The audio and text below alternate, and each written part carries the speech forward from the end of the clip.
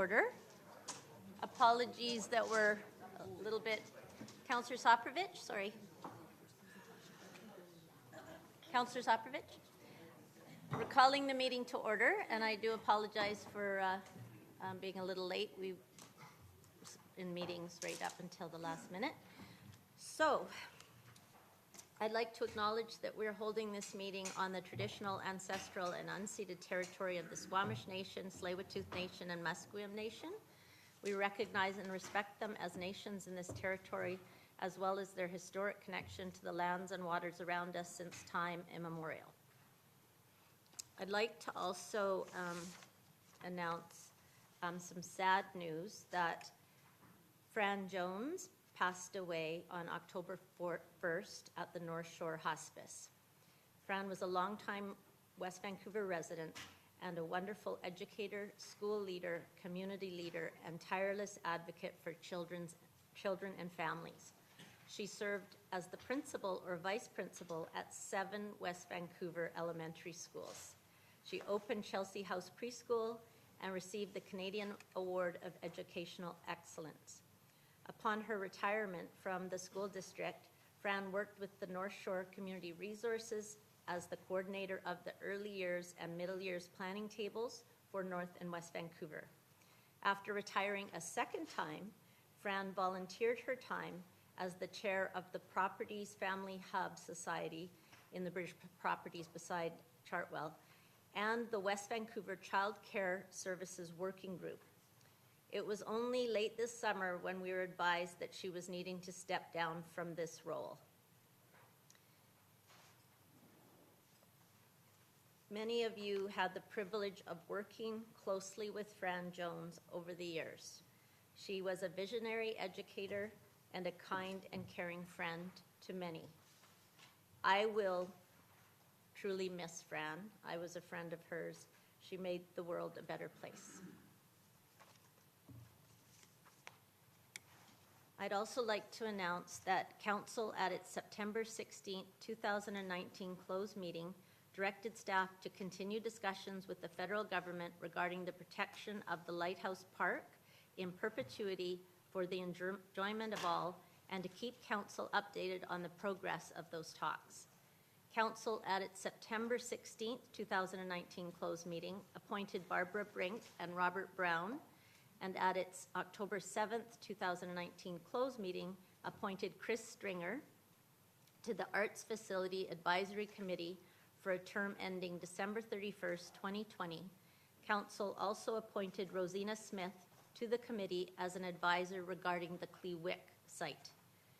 Council at its September 16th, 2019 closed meeting appointed Eric Fiss to the Public Art Advisory Committee on a temporary basis for a term ending December 31st, 2019.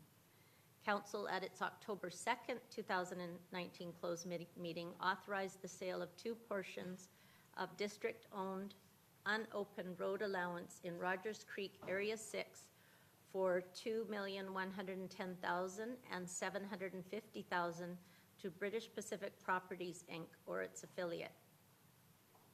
And then you have an announcement. Thank you, Madam Mayor. Just before we continue with the council meeting, to review some safety procedures due to ongoing construction at the Municipal Hall.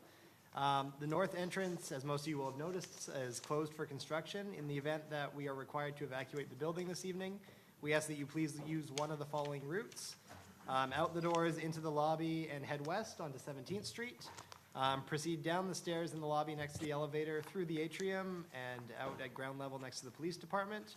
Or hidden away behind Councillors Wong and Soprovich, there's an exit directly into the parking lot. So one of those 3 exits. Thank you. Thank you.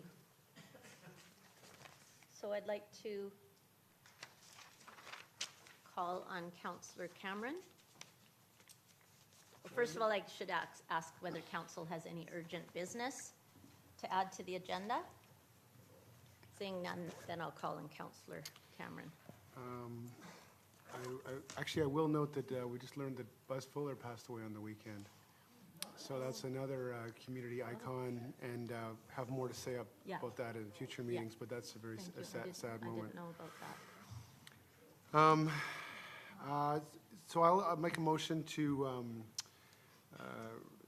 that the agenda be amended by as written on this, on the screen, and that the agenda be approved as amended.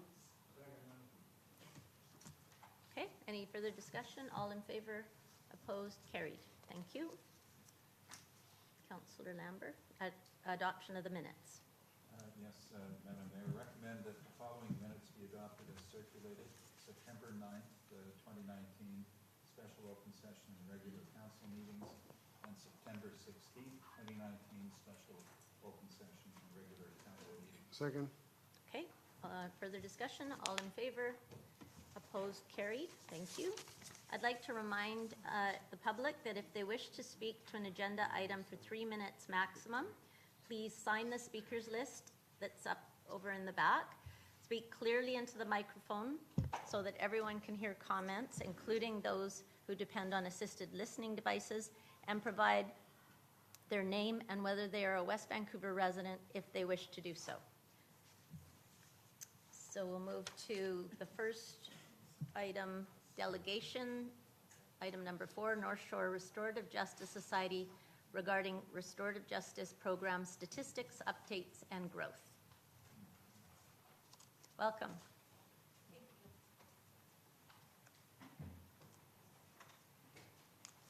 Thank you, Madam Mayor and Council.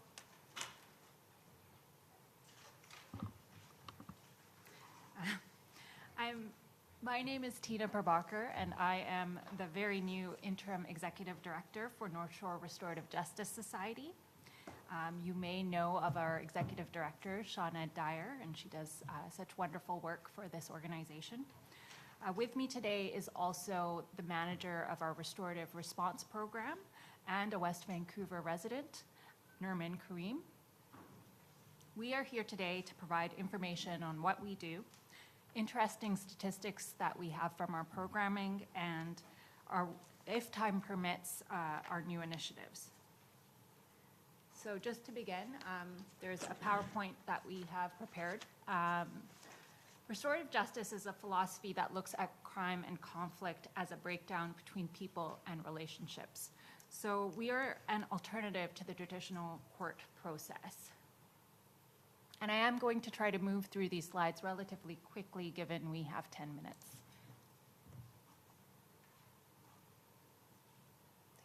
Okay.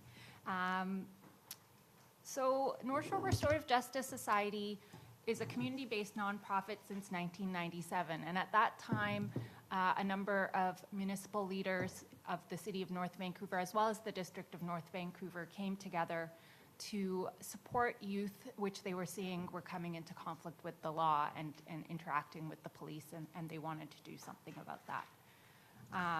At this point, we're a volunteer-based organization and a community-based organization with 40-plus active volunteers, and we operate in the district, the City of North Van, as well as the District of West Vancouver. We've grown quite a bit over the last period. Currently, we have 7 staff. Some of those are part-time. And our offices are actually located in the West Vancouver Police Department and the North Vancouver RCMP, and we're hoping also to have a new office in some new space that's being developed. And funding sources include municipal grants and fundraising. In terms of our programming, we have 2 main programs. We have the Restorative Response Program, and that's a police diversion program. So that kind of explains that why we are the only nonprofit that's actually housed within police departments, because we actually rely on those relationships with police officers to divert appropriate files according to a list of criteria towards restorative approaches to addressing them. We also have a schools initiative, which was started in around 2010, I believe, and that is a strengths-based education program. So where we see youth and first-time offenders coming to the restorative justice program, restorative response program, this is a means of actually looking at prevention. So we are currently in approximately 7 schools across North Van and West Vancouver. And then we also have a community dialogue series and a youth speak out series. So this is kind of our community engagement. And we also have an Elders at Risk of Abuse and Neglect program.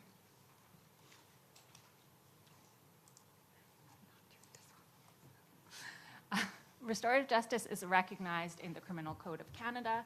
So as you can see here, Section 717, sub 1 permits alternative measures to be used when it is not inconsistent with the protection of society and it is appropriate for the victim, offender, and in the interest of society, and when the victim and offender fully and freely consent to participate, as well as when the offender accepts responsibility for the alleged offense and there is sufficient evidence to proceed with prosecution. So those make up some of the criteria that are required before a police officer can refer a file to us. Similarly, in the Youth Criminal Justice Act, there is a place where alternative measures are called for. As you can see, however, in Section 6, sub 1, the police officer shall. So where the criminal code says may, this is a much more stringent criteria that restorative justice be used as an approach to ensure that youth do not enter into kind of repeat offending and there isn't recidivism, and that they are given an opportunity to potentially learn from their interactions with the law. So this is a slide that kind of explains what a restorative justice process looks like. So rather than asking, what school rule or law has been broken, who did it, what punishment do they deserve, it's looking at who has been hurt, what are their needs, how can all students or staff involved, or how can the community be a part of meeting those needs, and what needs to happen to start to heal people and relationships. We have some statistics from 2018. So we've served 173 individuals last year, had 143 individual meetings in terms of facilitating a restorative kind of result. And the types of files we've had are not just kind of minor or low level. They can include assaults, sexual assaults, domestic violence, and stalking, in addition to shoplifting, theft, and neighborhood disputes or mischief. And as you can see at the bottom, referrals come from the police departments, as I've mentioned, but also from the community. And we also do work with the Integrated First Nations Unit. Yes, okay. And I can say in terms of 2019 stats that, particular to West Vancouver, that to date we've received 41 files from the district.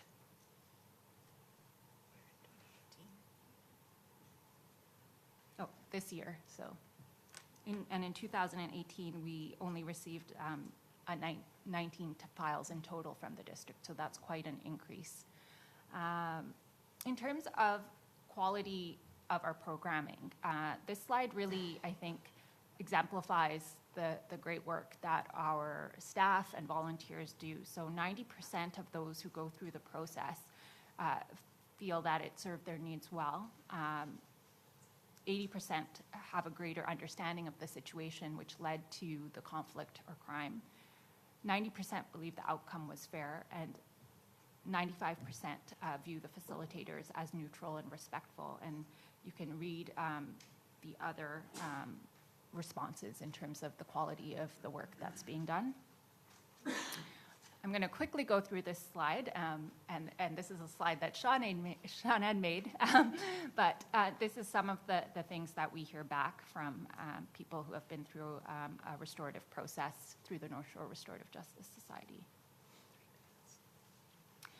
And there's a few slides now on the schools initiative. This initiative started in 2013, so I earlier had said 2010, so that was incorrect. It started out as a pilot program in one elementary school and one alternative high school, and it has grown quite a bit. Eventually, we hope to have a whole school kind of approach in these schools that we're working in currently. So not only does it involve kind of relationship building in an intensive way, but also repairing relationships and then reaffirming relationships through developing social and emotional skills. So kind of all three levels have to be addressed to get to the place where the whole school is in a restorative frame.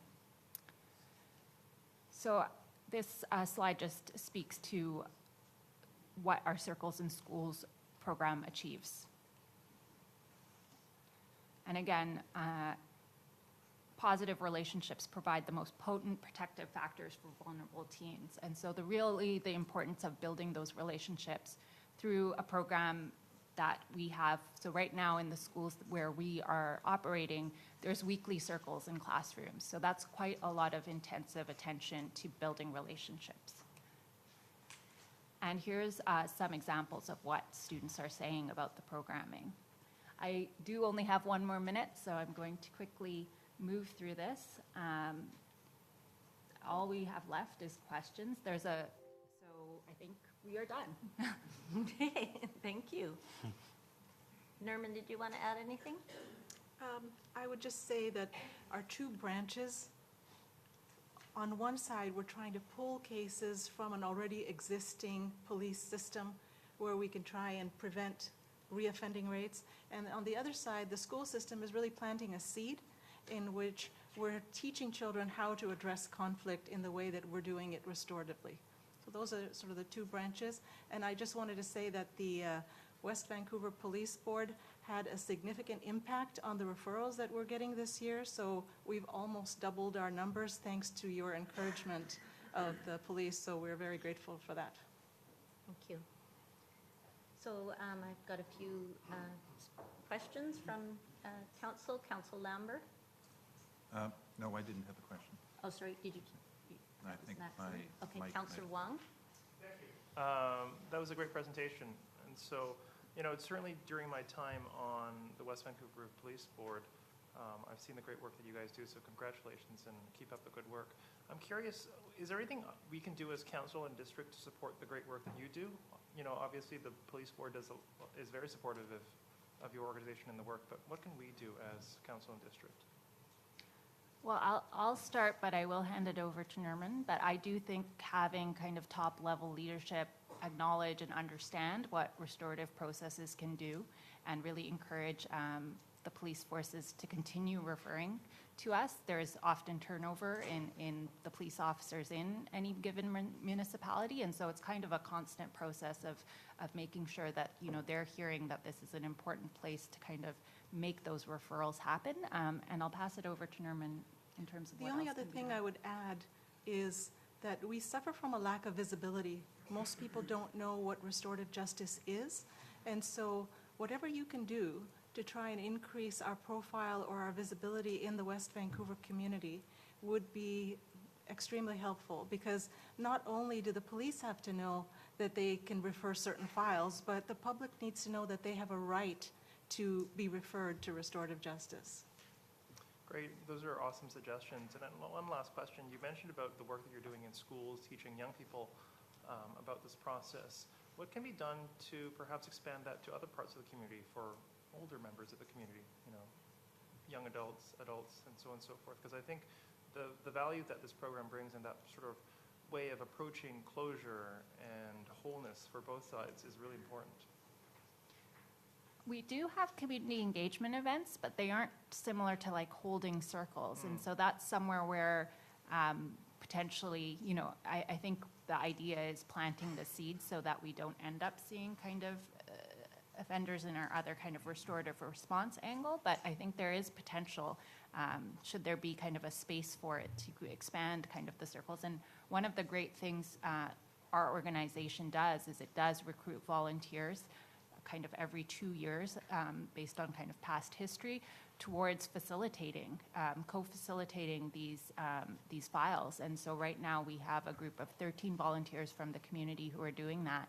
And so they are getting right into the process and learning about the principles of restorative justice, and they're going to be making an impact in the community. And so we have this kind of motto of widening the circle. And so the more people who get involved in our kind of programming, the wider that circle grows in terms of understanding in our community. So that's one great way. There's an interview process, and I understand there were quite a few people interested. I don't know if Nerman has other ideas around this. The only thing I would add is that seniors absolutely have as much access to us as anyone else does when it comes to facing conflict. So if they are, for example, neighborhood conflicts, people can self-refer to our program. It doesn't have to come through the police. Again, that goes back to visibility and knowing that we exist if somebody's going to access us. So we do make a point of going around to different community organizations to inform them that we exist. But ultimately, we still suffer from a significant lack of visibility and just acknowledgement that we're out here. Great, thank you. Councillor Gambioli.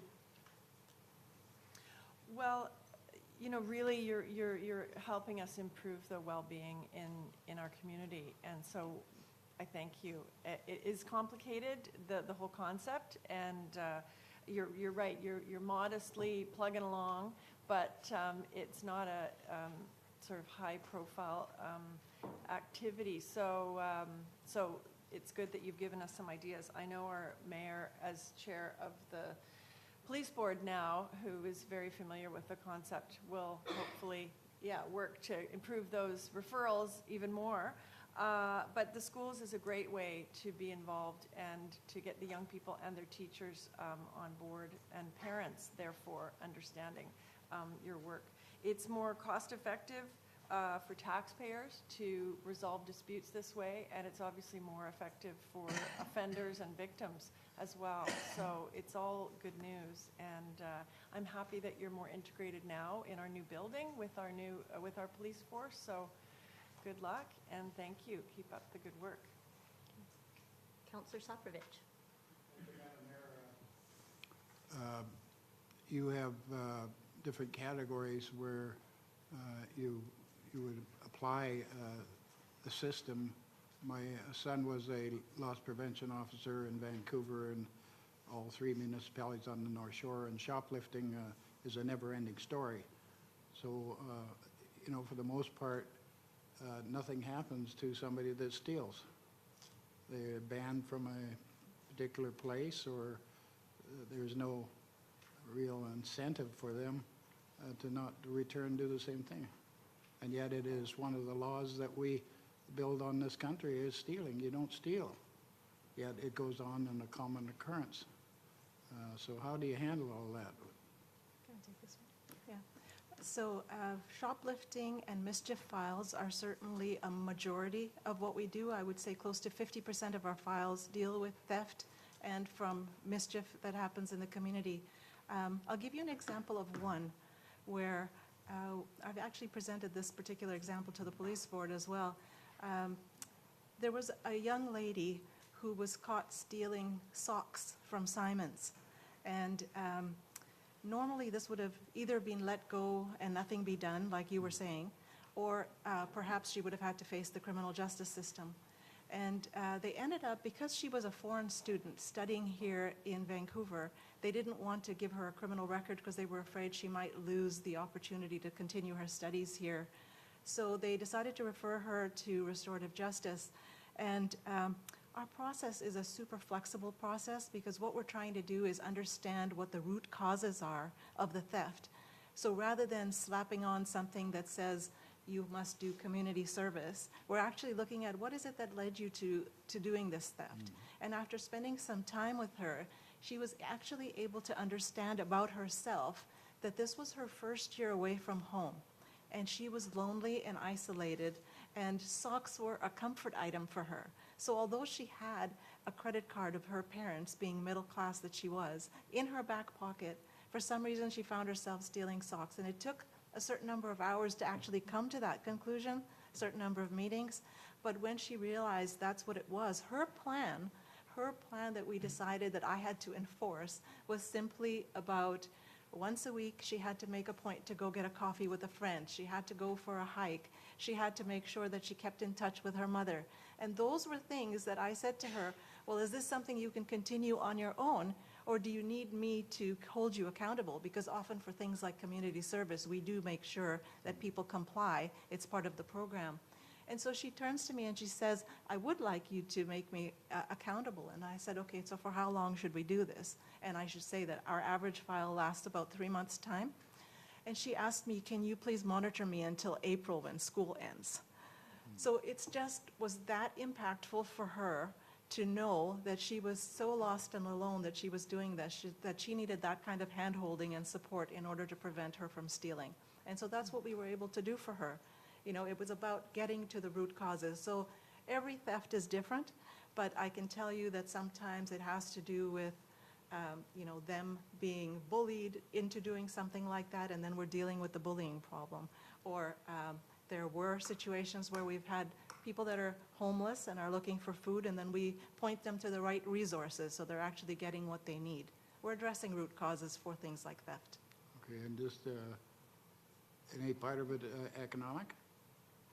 Well, absolutely. For one, you're preventing future thefts. Yeah. 2, you're taking away from wasted resources in the court system, right? Because you're preventing that from happening. And sometimes what will happen is the actual corporation from which they stole will have a favorite charity that they support. So for example, if it's a theft from Whole Foods will support the food bank, and so they'll ask that this person make a donation to the food bank. Our processes are extremely victim-centered, so it's very much about what the victim is actually asking us that they want from the offender. So if they're wanting some kind of financial retribution, they absolutely can get it. Yeah. Great, thank you. Thank you very much. I, as Councillor Gambioli said, have been a big supporter of restorative justice, probably for over 10 years now, just learning about it, reading about it, participating actually as a victim. I think you have raised the profile considerably of restorative justice, and having you in with an office in the police building is part of that. I do have a question just around your capacity, because I'm happy to hear that you're able to help outside the criminal justice system around neighbor disputes. Are you able to, are you having any capacity issues around responding to that? Would be a question. And I did have a question. As far as profile, you've also formed, I believe, an association, right, on the North Shore, and our chief is the chair or has volunteered to be on this board. So our board has been active for 20 years. Yeah, but Yeah. I rings a bell that there's something that's Something been new? formed. You yeah. might be, thank you, Madam Mayor. I believe perhaps it's the Restorative Justice Association of British Columbia that's been formed. Right, right. So, which is great, because there are a number of nonprofits across different municipalities doing this good work, and so to make the work kind of feed into a larger association is a valuable tool. And in terms of the other question about capacity, we're looking at right now, we are still aiming to expand, given the number of files, for example, this year from the West Van Police Department, as well as additional files that come in through neighborhood disputes or other kind of referrals that come to us. We are looking to expand, and so of course that brings up the issue of resources, and so we're looking to see where else we can kind of draw upon some resources, and I think Nerman might have the details of what that looks like for us right now. Nerman does not have Okay. those details, sorry. Okay. Well, I can segue into your upcoming gala. That's a Oh, yes. fundraiser, November Madam 2nd. Mayor. And the police board will be attending to support it, and I look forward to that. So Thank you thanks for very your much. good work, and thank you for your presentation. Thank you, Madam Mayor and Council, for your attention. So can I get a motion from Councillor Wong? Thank you. I'd like to move that the report as presented be received for information. Okay, thank you. All in favor? Opposed, carried. Thanks very much. Move on to reports. The Burke Hill Place Development Permit 18050 for 4175 Burke Hill Place. Not to be confused with Burke Hill Road. I know, where I went this morning. Okay. So good evening. Before you tonight is an environmental development permit, as was stated for 4175 Burke Hill Place. So this just shows the location of the site. It's located at the end of the Burke Hill Place cul-de-sac on the western side of the cul-de-sac. The site is a fairly large site. It's approximately 25,000 square feet. And the site and the site in the surrounding area are all zoned RS3, and they're developed with single-family housing. One thing to note about the site is that the southwestern portion, the portion that slopes away from Burke Hill Place there, it's characterized by a steep sloping area, vegetated, sloping down towards Cypress Creek. So these images just show some of the images that have been provided by the architect for the proposal. Just describing the proposal briefly, the applicant is here and they'll provide a more detailed presentation to council on the proposal. But to summarize, they're proposing a 2-story plus basement, a single-family house. The size is approximately 4,400 square feet, and that equates to a FAR floor area ratio of 0.17. The house is proposed to be sited quite close to the cul-de-sac, and this would ensure that it's pulled away from the existing Cypress Creek. There is the proposal for 2 parking spots in an attached garage as part of the house. And one other thing to note, that the applicant is proposing to exceed the minimum energy performance requirements, proposing to achieve step 4 of the BC Energy Code. So in terms of council's policy, due to the proximity of Cypress Creek, there is the requirement for a development permit, as it's located within the 15-meter setback from the top of the bank of Cypress Creek. And the intent of the development permit guidelines is to not negatively impact watercourse environments, or where impact is unavoidable, to not result in a net loss of productive fish habitat. And variances can be considered under these types of development permits. And in fact, these types of development permits can be considered by the Director of Planning, a delegated application. However, when comments are received from neighbors that are deemed to be unresolved, then council consideration is required, and that's why this type of, this application is before you tonight. This shows the footprint of the existing house on the plan there. So the house itself is shown in the white outline, and then the darker gray area shows patios, walkways, other accessory structures to the house. Just a note also on the screen there, you can see where the line of the top of the bank of the creek is located. And then there's the 5-meter setback line, which is significant because the guidelines speak to that. And then there's also the 15-meter setback line from the top of the bank of the creek. And the applicant has submitted a environmental report with their application that's proposing a net habitat gain or habitat increase of approximately 115 square meters. And the way that they're doing that is basically removing any of the structures that are within the 5-meter setback of the top of the bank, and not putting back any new structures in that area. And then also in the 15-meter setback area, they're proposing not to increase no more intrusion into that area.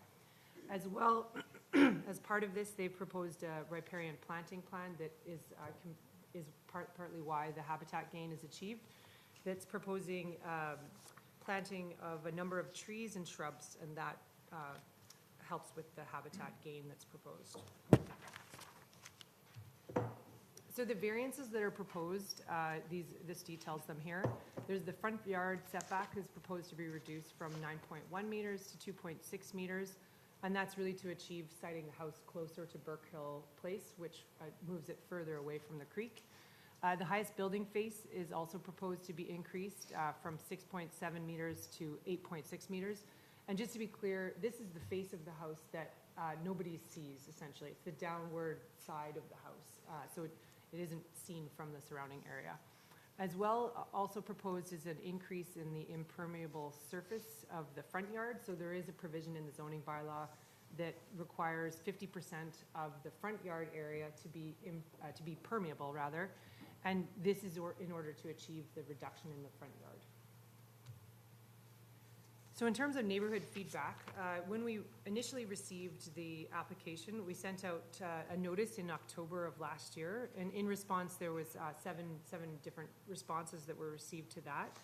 Concerns that we received were about building bulk and height, reduced privacy due to the proximity of the house to surrounding houses, view impacts from neighbors that have views across the site, and parking and traffic concerns, along with concern about the reduced front yard setback. In response, the applicant did revise their application, and the specific revisions are detailed in the staff report, and the applicant could speak to these further. But some of the key things to note is that they reduced the floor area, they increased the side yard at the northwest, and they stepped back the upper story. That's some of the key changes. As well, at the time, the applicant provided a comparison to a house that would be zoning compliant. And this comparison, which the applicant could speak to further this evening, really shows that their proposal is less impactful to surrounding neighbors than a zoning compliant proposal could be. It's a hypothetical proposal that they've put together to draw that comparison, but it demonstrates that the proposal before you tonight is less impactful to surrounding neighbors. And then following submission revisions to the application, we did send out another neighborhood notification in June of this year, and 3 responses were received to that. Similar concerns were raised at that time. So just to summarize our evaluation, staff do support the application and recommend that council approve it, and the reasons for that primarily are that the proposal complies with the OCP guidelines for creek protection, habitat protection, along with the variances that allow the house to be sited further from Cypress Creek to minimize impacts on the watercourse. As well as part of that is proposed is this net habitat gain of approximately 115 square meters. And as stated before, the staff agree that the proposed design does actually reduce impacts to surrounding properties versus a potential zoning compliant design for the house. And additionally, the proposal is proposing to exceed energy performance requirements and achieve step 4 of the BC Energy Code. That concludes my presentation, and happy to answer any questions. We'll turn it over to the applicant. They have a presentation as well. Councillor Soprovich, you have a question of staff? Yes, please. Okay. I've never seen a report like this that pays so much attention to top of bank scenario, which indicates that this property is small for the usability of a house. That's what I'm gathering from this. If the house is being forced forward to 2.5 at the front, why did you allow a house to be that big to be built? Well, the proposal is, the site is constrained, I think, sorry, through the mayor. The site itself is constrained with the proximity to the creek, as you've indicated. And but the proposed house is significantly smaller than what could be built under existing zoning. And some of the variances that are proposed allow the house to be moved further away from the creek, but still not reaching the maximum FAR that could potentially be built under this zone. Okay, so in my observation, looking at the cul-de-sac, there's driveways for each house. With this proposal, there's going to be no space whatsoever for cars to be coming into the front but parking on the street, and there is virtually maybe one little area. The house to the north of this project is going to have his view completely destroyed, and it's an old neighborhood. And there's one modern house built on the eastern side of the cul-de-sac.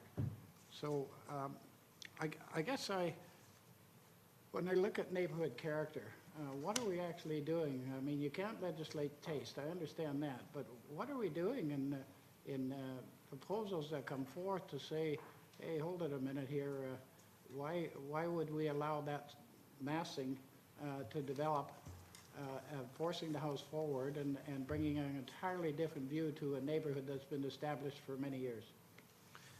Madam Mayor, I might take an opportunity to respond to that. When council put these policies in place, you specifically put the ability to do zoning bylaw variances to provide for the maximization of the creek habitat. So I mean, I know how important protecting watercourses are to council, so the whole goal is to move the house as far away from the watercourse as possible, and that's what these folks are trying to do. And then in assessing the variances and looking at neighborhood character, you are right, it is the house is coming closer to the street, but what staff's assessment is that compared to what you could do under zoning, under what these people could do without coming and talking to us about a variance, that would be more impactful on the surrounding properties than what's being proposed. So on balance, that's seen as a good thing from staff, hence why we're supporting it. So what could they do that would be different?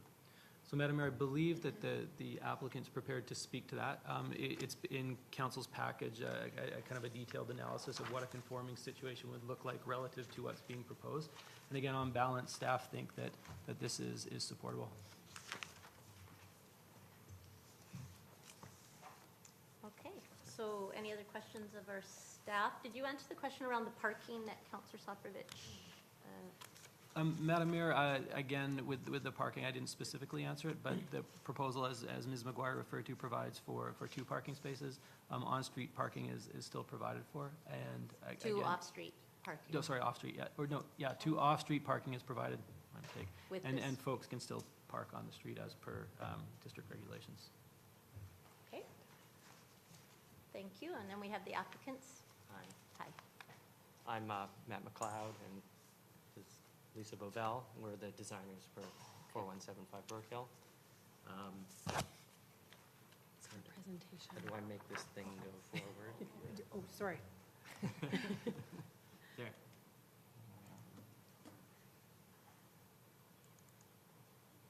Yes, You should be able to click through it. I can arrow key through it. I think so, yes. Yes, I can. Okay. Just so speak into your mic. Yeah, sure. So Michelle. Michelle has done a good job of going over the basics, so we'll try to move quickly through this. Again, the requirement to maintain this existing natural habitat has resulted in a very restricted buildable envelope and the elimination of all constructed exterior amenities in the rear yard. We feel this situation represents an undue hardship. This is the site again here with the existing house footprint.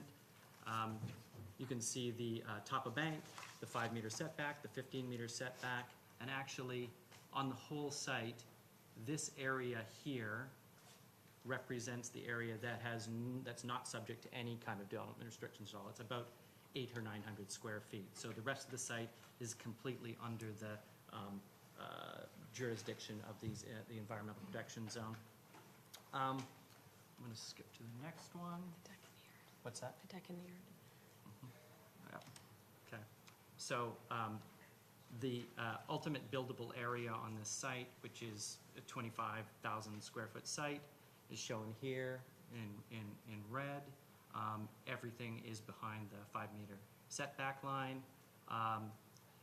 Again, the kind of allowable FAR on the site would be 0.35, which would give us a floor area of 8,800 square feet. We're proposing FAR of less than half of that, 4,377 square feet on this site that's 25,000 square feet.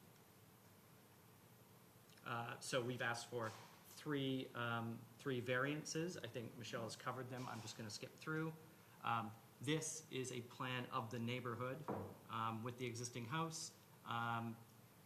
4175, 4185, 4150 all exist at the very bottom of the cul-de-sac. So Burkhill Place comes high and then goes low. All these houses exist at the very bottom of the cul-de-sac. 4165, the neighbor to the north, is approximately 1 story above us. And all of these neighbors, 4147, 4155, 4140, and 4130, are between 2 and 2.5 stories above our location in the cul-de-sac. 4170 is is low, it's several stories below us. It doesn't appear on the cul-de-sac. It's not part of the kind of visual presentation of the neighborhood. So here they are again, the three houses at the bottom of the cul-de-sac, four houses at the bottom of the cul-de-sac. These three, 4150, 4185, 4175, all at the same level. 4150 is a two-story plus basement house. It's the new house that's in the neighborhood. Our house would be similar in size and massing to this house. 4165, you can see, is about one story. This is the neighbor to the north. It's about one story above us. If we flip the other direction and look up the street, up Burke Hill Place, you can see 4140, which is 2.5 stories above us, above the cul-de-sac. Again, 4150 and 4158. This is the character of the neighborhood. They're largely post-war, post and beam, low slope, flat roof, modern houses. And again, 4150 here, 2 stories, flat roof, similar size and massing to what we are proposing for at 4175. As Michelle has said, result of neighborhood and planning input, we've identified that building massing, privacy, and sightlines are primary concern. We've done 2 design schemes to demonstrate the proposed scheme is less impactful than a conforming house. A fully conforming house would be on the site. So we're going to talk about them. We're going to go through quickly. One we're going to refer to as conforming house, and one we're going to refer to as proposed house. And we're going to go back and forth between those. So here's the site again. The blue area is the house that we are proposing, the blue outline, and then underneath that, in gray, is the location of a conforming house. So proposed house, conforming house. Edge of road. The setback, the 30-foot setback was here in the light dotted red line. The setback being proposed in the variance is here in the heavier dotted red line. I wanted to point out that the apparent edge of the cul-de-sac at Burke Hill Place is actually considerably distant from the property line, which is here. So that's the property line, and this is the actual apparent edge of the cul-de-sac. So there's another approximately 14 feet between the property line and the edge of the apparent edge of the cul-de-sac. A boulevard. A boulevard, yeah. Yeah. These are, this is from the cul-de-sac, and I'm going to show you conforming house versus proposed house. This is a conforming house. It's not subject to any development approval. It could have a sloped roof, which adds height, overall height. It requires no modulation of its street facade. It could be flat. Chimneys and other architectural Features. Can also increase the apparent height and bulk of the house. Here's the house that we're proposing. It's a flat roof. There are no chimneys or architectural features, and we have modulated the east-facing, arguably east-facing, the street-facing side of the house with screening, and have set back the lower floor considerably. So conforming what we're proposing. The third variance that Michelle talked about is the highest building face, and I'm not going to try to get into it too far, except it tries to modulate the extent of the enclosed upper floor of the house, and it does that on the tallest, the highest face of the building, which is usually the downhill side. And so we've showed a conforming scheme, which actually has an upper floor area of approximately 1,200 square feet, but that's a very constrained upper floor, but the expression of the building is actually quite a bit larger than that, because highest building face does not control architectural features, they do not control decks, it does not control roof overhangs. This is our proposed scheme. It has a larger upper floor, but in the end, despite the fact that we're asking for an increase in highest building face, it actually appears to be diminished compared to a conforming scheme. More impact, less impact.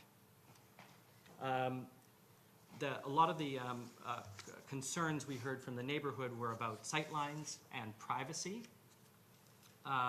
particularly sightlines from the north, looking over their side yards across our building envelope, from the north to the south.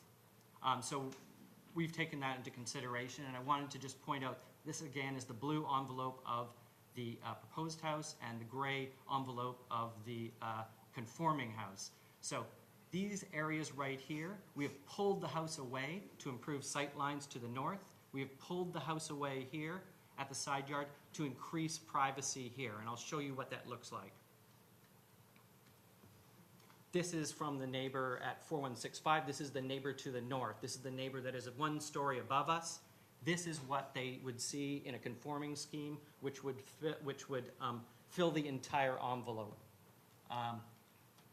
This is what we have proposed. We've turned the face of the building back to improve the sight line from that neighbor, their sight line to the forest, and to a specimen arbutus tree. So more impact, less impact in a proposed house. Another view from the house, more from the neighbor to the southeast, which is 4185. Again, we have no privacy screen at the upper floor. We have a sloped roof that could hypothetically be higher than our proposed house. There's no modulation of the building along the side. This is our proposal. We've pulled the building back, both at the upper floor and the main floor, and we've screened views from the upper floor. So privacy screen with windows step back, lower roof peak, flat roof. Again, conforming scheme, more impact. Proposed house, less impact. This is an artist representation of the house in the neighborhood. I think the critical thing here is that the new house at 4150 is approximately the same height as what we're proposing here, and that the neighbor's house at 4165, right here to the north, it's a 1-story house. So is this one here, 4185. They're both 1-story, and obviously if there's a 2nd story built on this, they would look over our house. Step 4. And the only other thing I wanted to say is, yes, we have agreed to, we think it's actually great that we're going to be able to build this house to a higher energy standard than what is required in the code right now, which is actually a pretty sophisticated, just recently made a step to step 3, and we're going to say this house is going to meet an energy performance of step 4 in the provincial energy code. And that's just a summary of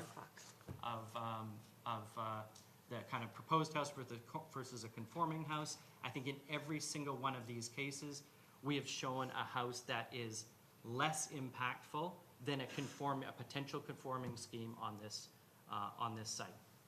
And just to clarify, I think you should go back to clarify the road. Okay. So the main floor of the house is actually stepped back from the upper floor of the house. So when you talk about what your front yard setback is, it goes to the closest point to the street. Of any story. Of any point in the building on a curve. So there is one moment on the building, a point that is 8'6" to the property line. That is the tightest point that the house is. But much of the house is actually pulled back from that point, so that the setback, that front yard setback, is actually increasing from every point beyond that 8'6". And at the main floor is stepped back so that from the property line, it's actually 12'8", the distance, and the setback from the road is 26'8". Total, including boulevard And the boulevard setback. and property line. So the cul-de-sac is a curve. So the curve is kind of creating moments where that, if the building is shaped in a kind of rectangular way against a curve, there's a moment where there's a minimal point, but all the rest of the points on the house are actually exceeding that point. And I wanted to say one more thing, because it's on the slide here. We're presenting, because of the shape of the site, because it's pie-shaped, it's moving towards the street, but it's getting smaller as it moves towards the street all the time. So at the point where the building sits, the proposed building sits right now, I think our building face, our facade is 25 feet wide, which is half or less the presentation of any other house on the street. Which minimizes its It kind minimizes of its apparent. impact at the street. Okay, thank you. That's it. Thank you very much. Maybe stay for questions Stay, from okay. council. Thank you. Councillor Soprovich? Thank you, Madam Mayor. Thanks for the presentation. Do you plan to live in the house? Live in it? We're the We're designers. designers.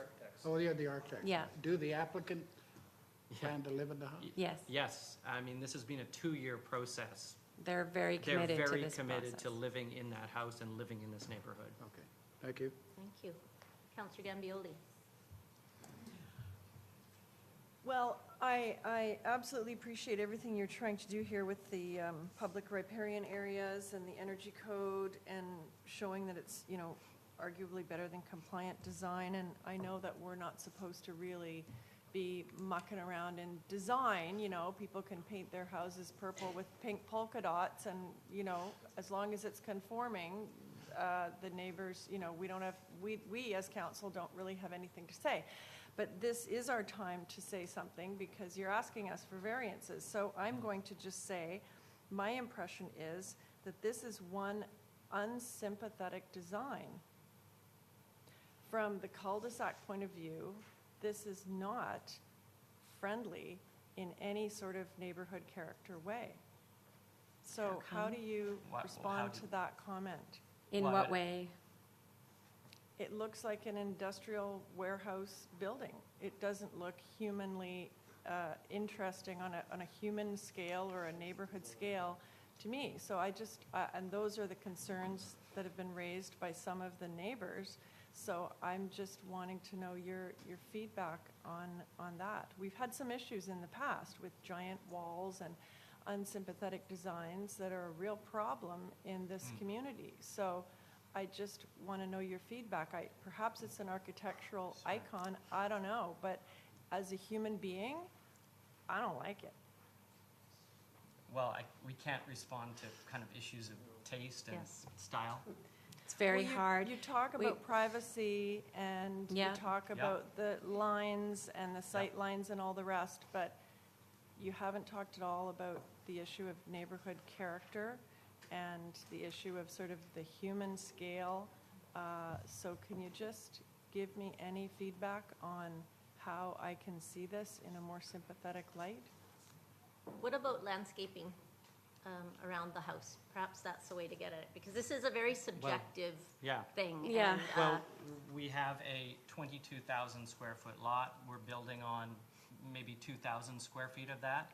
The entire, so we're talking about 20,000 square feet of landscaping is what we have here. We also have a situation where there is currently 717 square feet of deck and 405 square feet of yard in the riparian habitat that needs to now move into that building envelope. So in terms of us repairing and restoring that habitat, it's a significant investment for the client. I'm not too sure how to respond to what neighborhood character is. I feel like one of the comments is a kind of modulation of the front facade, a stepping of it forward and backward. It's kind of the way that Highest Building Face tries to also create, stepped facades. This facade is very modulated front to back. It has a garden out front at the upper floor. It has a screen which stops issues of overlook onto the street if that is a concern at the front yard. And if there aren't walls on the side of the house with a material on them, then they have windows, and those are privacy concerns. So I'm not exactly sure how to address those things. I don't know if a window would be better than a wall, but if somebody is saying that they want privacy to their deck on the north facade, the best thing I can do is just move the building away from the experience of that and create a larger, landscape setback. This building is rendered in white, It's not going to be a white modeled, concept thing. The screens have materials on them. They could be wood. I mean, none of the sort of materials are rendered in those models that you're seeing there. So I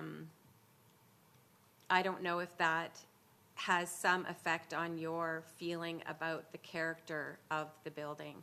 But right now, it's in a concept phase because we don't even know where the building can be at this point. So we haven't gone that far yet with the clients in terms of what it is, other than the step 4 kind of condition. So we've modulated upper floor from lower floor. In the rendering, we've changed material from the lower floor to the upper floor. The upper floor is screened. There's a garden. And we're talking about a building elevation that is 25 feet wide. And on the cul-de-sac. I don't know what we're basically working with a 25 foot wide by 20 foot high thing, and we've done. With a 2-car garage on the lower floor. With a 2-car garage on the lower floor. Like every attempt to modulate that elevation has been made. Again, I can't really talk about what you want to see necessarily, but Maybe it's helpful from what you've said for the public to say what you've just said, which is essentially this is a blocky design of the volume of the house. These, like the picture we're all looking at right now, is not necessarily going to be the exact color and materials as I'm looking at here. So I I've think spoken to all the that's- neighbors. Okay, so because the correspondence we've received doesn't indicate that the neighbors understand that this is not actually the final. Yeah, I've spent a lot of time look with of the the neighbors. house. Okay, well, that's not what we've been hearing, so I just thank you for that clarification. I hope that everyone understands that. Councillor Wong. If you could flip to the slide where the north end neighbor has the views. yes, This one, yes. yes. I see that in the proposed house, it sort of bends, right? Yes. Is there an opportunity for the bend to be more pronounced, therefore to give the neighbor more view? Yes. Sort of angling, because I know, certainly I'm looking at Google Maps, and that's exactly where the porch is, where the Yes. number 4165 is, that's the porch. Yes. That's right. So is there an opportunity for, for that to happen? Yeah, it's about 10, it's a 10-foot inclination, or a 10-foot angle right Off- now Off the side yard. Sure. right now. off the side yard. Right here.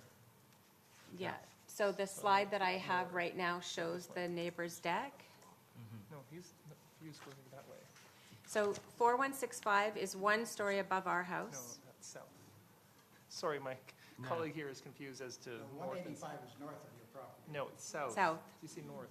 4185 Southeast. is southeast. Oh, I see. So this Okay. is south. It's twisted, Yes. sorry, it's super confusing. Yeah, 4165 is to the north. yeah. Sorry, Yeah. you were saying? Oh, sorry, we're saying 4165 is about 1 story heading up Burke Hill Place away from the cul-de-sac. And the deck at 4165, as best we can tell, has sight lines of that arbutus tree. So currently, if you look at the site plan of the existing house, it is sitting in a position that blocks more views at the main floor than this house does. So you could see at, I'm just going to try to find a slide where the existing footprint of the house is showing. You can see that the existing house is kind of filling that wedge right now at the main floor. But is it lower in elevation? It's at a to the main porch? floor. Because Right, the yeah. existing house is a one-story Is a one-story house. Right. So a lot of the opposition that we have heard in letters has to do with the fact that not about specific design features, but has more to do with simply saying, well, we don't like a 2-story building on this site. Because it blocks views. Because it blocks views. Even though, should 4165 be redeveloped or rebuilt, it would be 2 stories, and it would be If it 1 was 2 story. stories, yeah, we don't know. It would be 1 story above, but yeah. Right, so I'm asking, could Yes. you alter the that angled part of the buildings to More. give 4165 more Yeah, view. yeah. It'd be It's certainly 40. a great olive branch, you know, to Yes, the for sure. neighbor, you know. It's at a 90, it's 90 degrees to the front face of the house. Like, it's just the building has so many shapes to it. It's really just about ease of construction at that corner. That's where it got set. It more than clears the view of the arbutus tree and into the forest right now. But if you, I guess, shift the angle of the front face, you could keep that 45 or that 90 degree and still pull it in more. Yeah. Yeah. You could increase that. Angle to give them That more angle for view, sure, yeah. right? Yeah. Yeah. So in light of that, Mr. Bailey, procedurally, how would this work? Madam Mayor, I suppose it's up to all of council to decide what they want to do. You could approve the permit with a change to pull it in by a number of feet, but I mean, I guess you'd be speculating on what the impact would be. I mean, Right. essentially, you'd be deferring it, having them come back, do more design work, and reintroduce another proposal. Because if we're able to make tweaks to the proposal such that neighborhood concern can hopefully be addressed, worth a shot perhaps. Yeah, Madam Mayor, if council wishes to do that, you're welcome to do that. Again, staff recommend the proposal that's before you because, again, like compared to a conforming situation and for all the reasons that we've outlined, that's our position. But yes, you're able to do that. Okay. And then my second question with respect, and I know this is perhaps putting on my architect hat. I heard that scoff, Councilor Lambert. I'm not an architect, by the way. That's why. Oh, thank you, Councilor Soprovich. Yeah, is there an opportunity for that, for sort of north side, north face to either be somehow like terraced or whatnot to help mitigate the impacts of that giant wall that folks are talking about? So the north face. So where you have yes. the slatted It's right here. facade. Yes. Well, there is opportunity there, and actually, and this isn't shown in these particular drawings, but we've actually pulled, This face, the north face, yes. the north face, yeah. In the scheme, we've actually changed the plane of the glazing on that face, and we've actually pulled it in. So it actually produces a kind of a cut in at the kind of about the middle of this, elevation, to actually pull all the glazing and all the overlook even further into our building I envelope. don't know if you can You can notice kind it of- in that. You can kind of get a little hint of it Okay. there, but it's actually stepped back along the side. So we are trying to modulate that side more for, to create privacy at those windows so that they aren't, all the glazing on that side isn't right on the side yard. As you know, like, privacy and overlook is a reciprocal situation too. So it's like, we are also concerned about people looking into our house as well. Sure. So, Sure. Thank you then. thank you. So there's a line there between the upper floor and the main floor. Yeah. That is a step in plane. That is a step in plane, and it's a step in it's a material change too. Okay. I just have a couple questions. I don't see any other counselors. So there's no variation to the side yard, our side yard requirements? So those are No. standard? Yes. Side yard.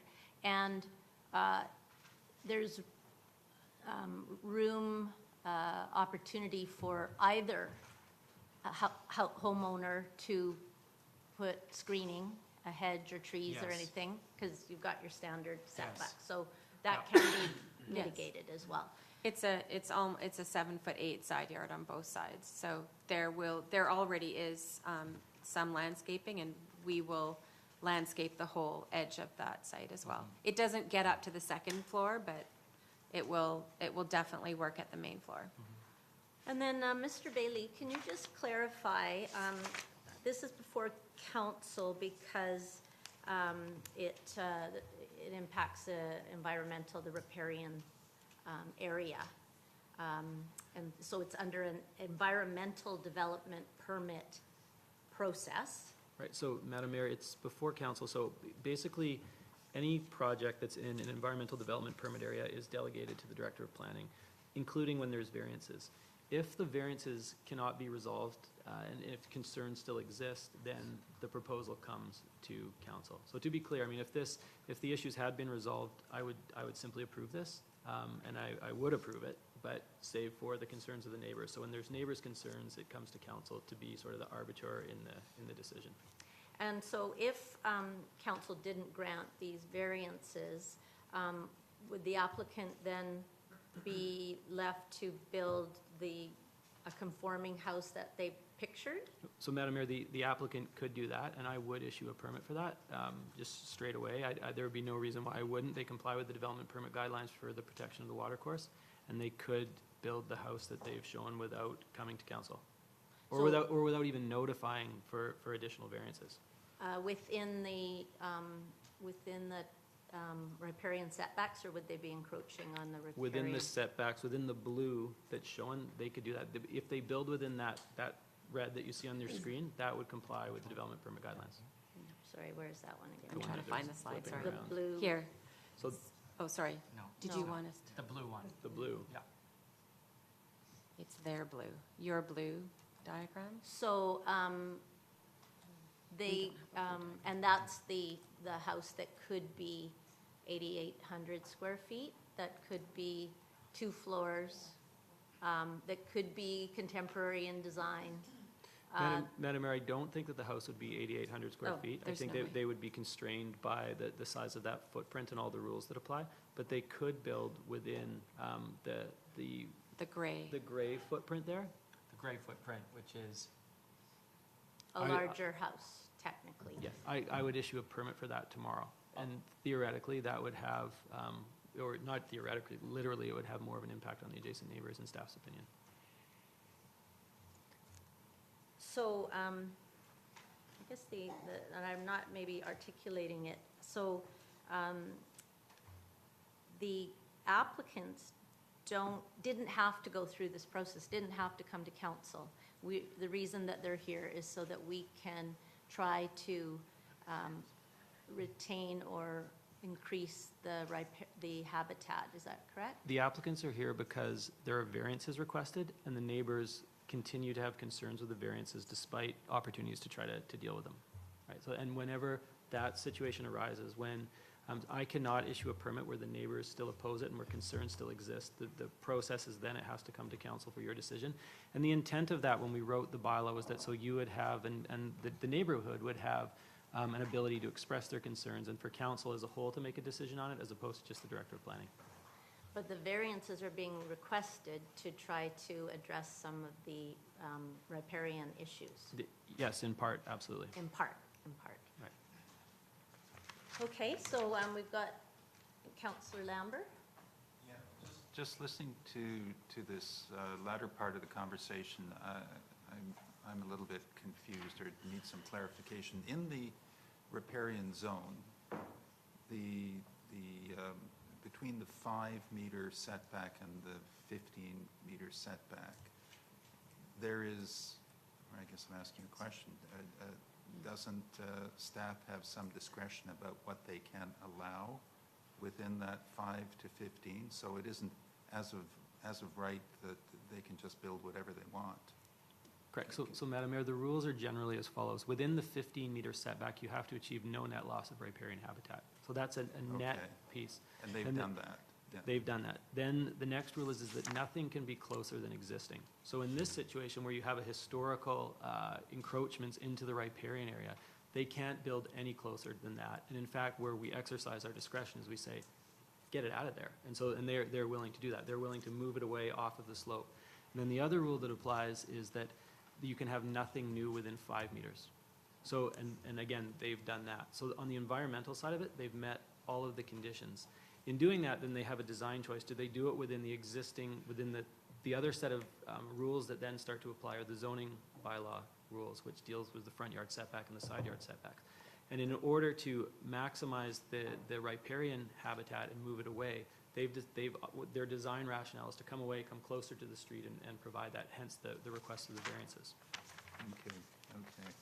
So, again, I mean, to reduce it down to its essentials, it seems that the issue here from the neighbor's point of view has essentially to do with scale and the fact that this is from the street a 2-story building, whereas the neighboring houses are are one-story. So that's, and there are some associated view impacts. But again, they can build that under the current provisions of the RS3, did you see? Right, so Madam Mayor, so that's correct. They can build that by rights. And so you're right. I mean, and what's happening here, like if you kind of take a step back and get some perspective on it, is you're seeing a cul-de-sac in evolution where you have kind of smaller, homes, the kind of one-story ranchers that were built in the 50s, and as they redevelop, 50s, 60s, as they redevelop with newer homes, the homes are being redeveloped with two-story homes, and you get a variation in scale. And I think that that's the prevailing pattern that you see, where you see just the one house over.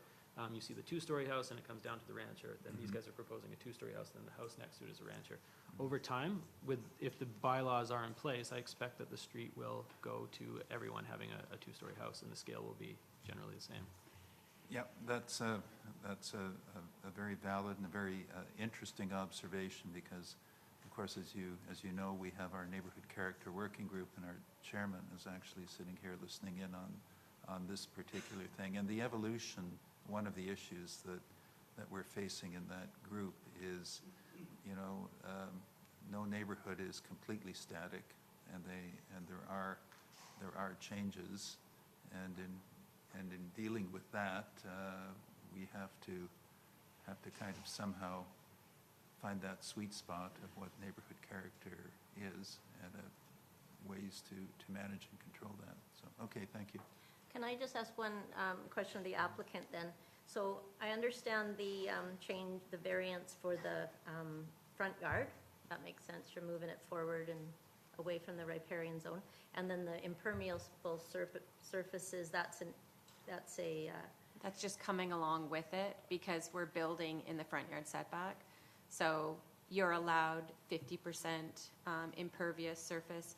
Because more of our front yard has building in it, we can't meet that 50%, so we've ended up at a number around 70%. okay. And so, what about the building face envelope? So The what's highest rationale building for that? face. Yeah, and that's on the back side. So what's the rationale for that?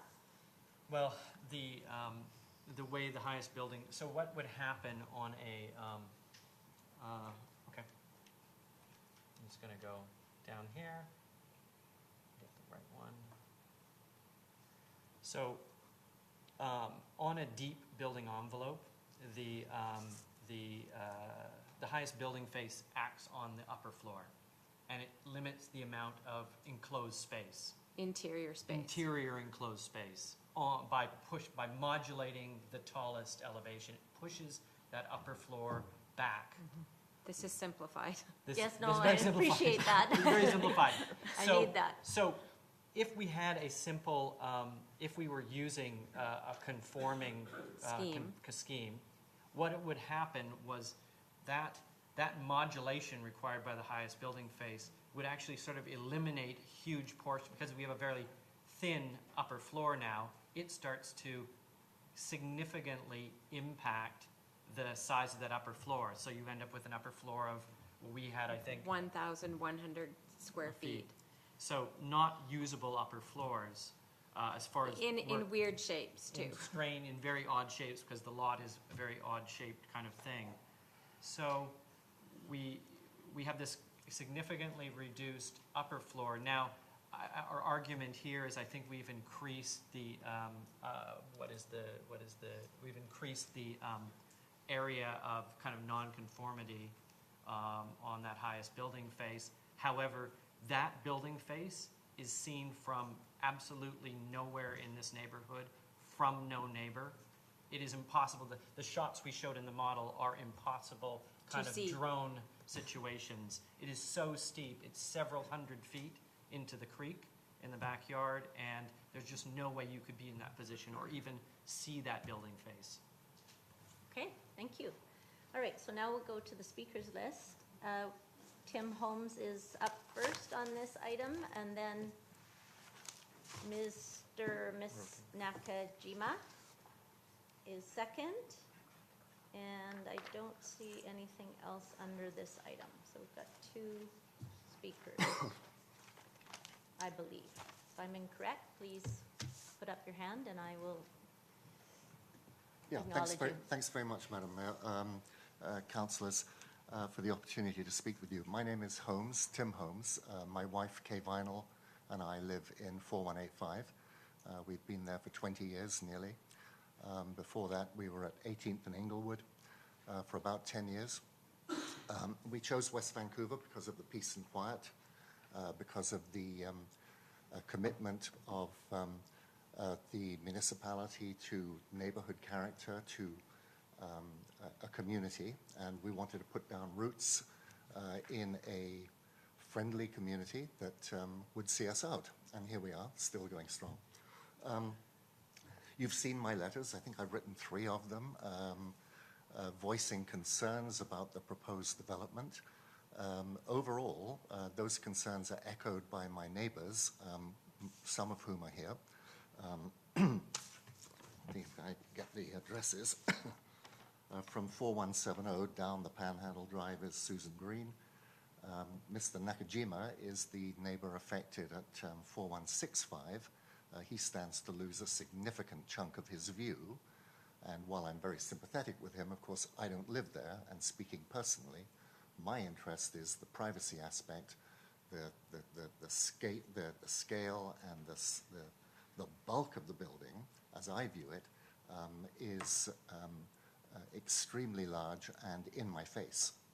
And that gives me concern because privacy and view are those 2 things that we all try and keep in balance. The applicant has obviously got a very difficult job. It is an extremely unusual piece of land. It always has been. It always was.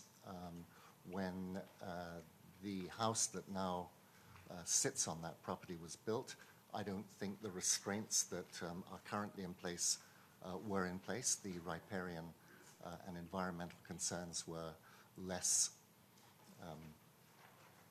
developed in the minds of the community, and so they built their house where it was. Since then, there has been a sewer put in, and the sewer right-of-way constricts the building. And what I say is this, in terms of hardship, as I understand the word hardship, it is generally considered to be an unexpected, unanticipated difficulty that causes privation. Sorry, Mr. Holmes. Can I just stop you there for a sec? Am I speaking too quickly? Because I've only got 3 minutes. No, I know, and I'll let you speak on, but Okay, I I'll just slow down. don't want to leave that word hardship, because I did read it in the letters. Mr. Bailey, is hardship a test here for granting the variances? Madam Mayor, hardship is not a test. Hardship is generally something that is considered by the Board of Variance. and it's That's a Board of minor. Variance. I understand that, and I'm confused about it. This is not my milieu. I don't understand top-of-bank calculations. They're fearsomely complicated. And in this particular situation, it's kind of odd, because in the house that I lived in at 18th and Inglewood, that was by a creek, and I recognize what top-of-bank might mean there, because the creek was not that far below the house. But in this case, the creek is down here, down at literally a canyon, and the house is up here. So the environmental concerns, in my view, are complicated. If you look at it from a bird's eye view and do the mathematical calculations, you get a line where top of bank is a big concern. I'm getting off topic here a little bit, but the reason I raised the concept of hardship is because in the applicant's proposal, they actually refer to it. It's right in on their very first slide. You know, we've got some undue hardship to deal with. We're struggling with a difficult piece of land to try and build the biggest house we can without messing up the neighborhood. Yes. Very much Yeah, no, surpassed. Mr. Holmes, I think you've gone over the 20 seconds that I used up of yours, but do you have a last, do you want to make a last point? Oh, I've got lots of points to make, and I thought you said I could go beyond the 3 minutes. No, I meant for the time that I used up, which was 18 seconds left on your, no, all the Yes, I speakers- will. I can finish in maybe 5 seconds. All right. the hardship was always there. It was, the applicants were advised by realtors and lawyers, I'm sure, and they bought a piece of land that came with difficulties. So to now say, oh, gee, we have difficulties, so we need to do things that are, that require variances, is to me a little bit, it doesn't sort of fit well. I think we've got that point. And this is all about getting along. Yes. Right?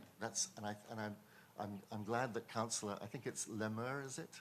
Or Lember? I'm sorry. I don't- Mr. Holmes, I have to stop you there.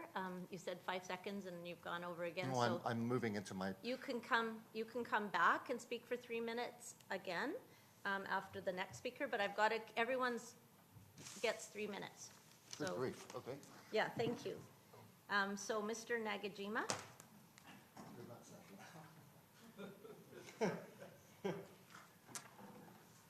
Thank you, Madam Mayor and councillors. I made my point, I think, clear in my letter to councillors. So I'll make it very simple. The word hardship, which was used by the applicant. And my question is, should the hardship in complying with the environmental regulations be used to ignore so blatantly the zoning regulations of this city, West Vancouver? Those variances are too much and doesn't meet the basic concept of the zoning regulations. That is my point. Thank you. Thank you. Okay, so Mr. Holmes, would you like to come back? Madam Mayor, I'll try and, Now, you've got another 3 minutes. and then I have to stop and, Well, the time limits are 3 minutes per speaker. okay, the applicant gets considerably longer, but, Yes. okay, here we go. So for me, it's about bulk.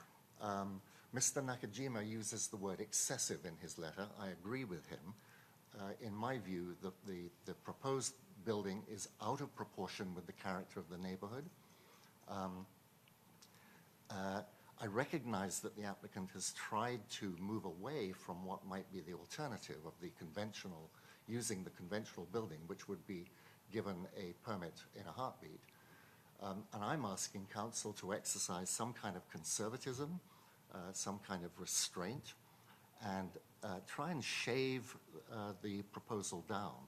This is, after all, a 4,300 square foot house, which when you add on the square footage that does not have to be included as part of the calculation, I think makes it a considerably bigger house.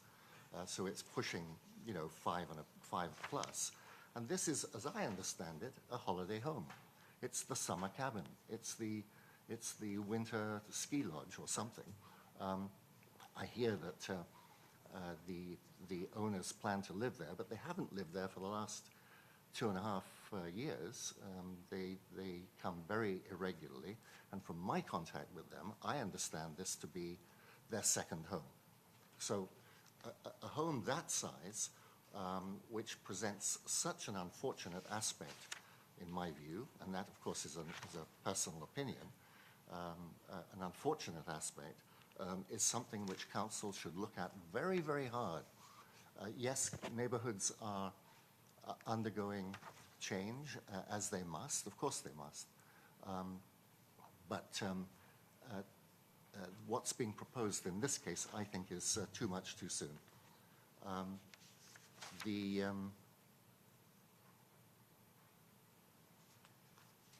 Yeah, I think that's all I'm going to say.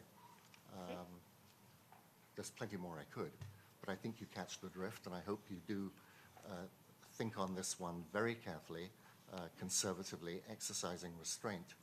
Neighborhood character is, I think, what sets West Vancouver apart from other municipalities, and to permit the development of houses that mess up the neighborhood at the expense of the neighbors to provide development applications, a fantastic view with the maximum size building they can squeeze onto a difficult lot, we're in trouble. Thank you. Thank you. Councillor Wong, did you have a? I do. I have questions of the speakers. Is that the rules you have? Sure, I'll allow that. No, not, oh, sorry, not questions of the speakers, no. Questions of either the applicant or the staff. Yes, I'm ready to answer questions. Well, we don't really get into a dialogue. Thank you. Your Worship, honorable council members, I have not been on the list, and I'm out of protocol here, but No, you can come up if you haven't signed I up, would like that's fine. to. I've listened, and I'm a neighbor, only I'm on the side of the house that has not been discussed at all, and that's just, Please use the mic, sir. beg your The pardon? microphone, use just Okay. so everyone can hear. Yes. I'm And your Terry- name? Terry McLeod. My wife and I own the house, the property below them on the creek side at 4121 Berkridge Place.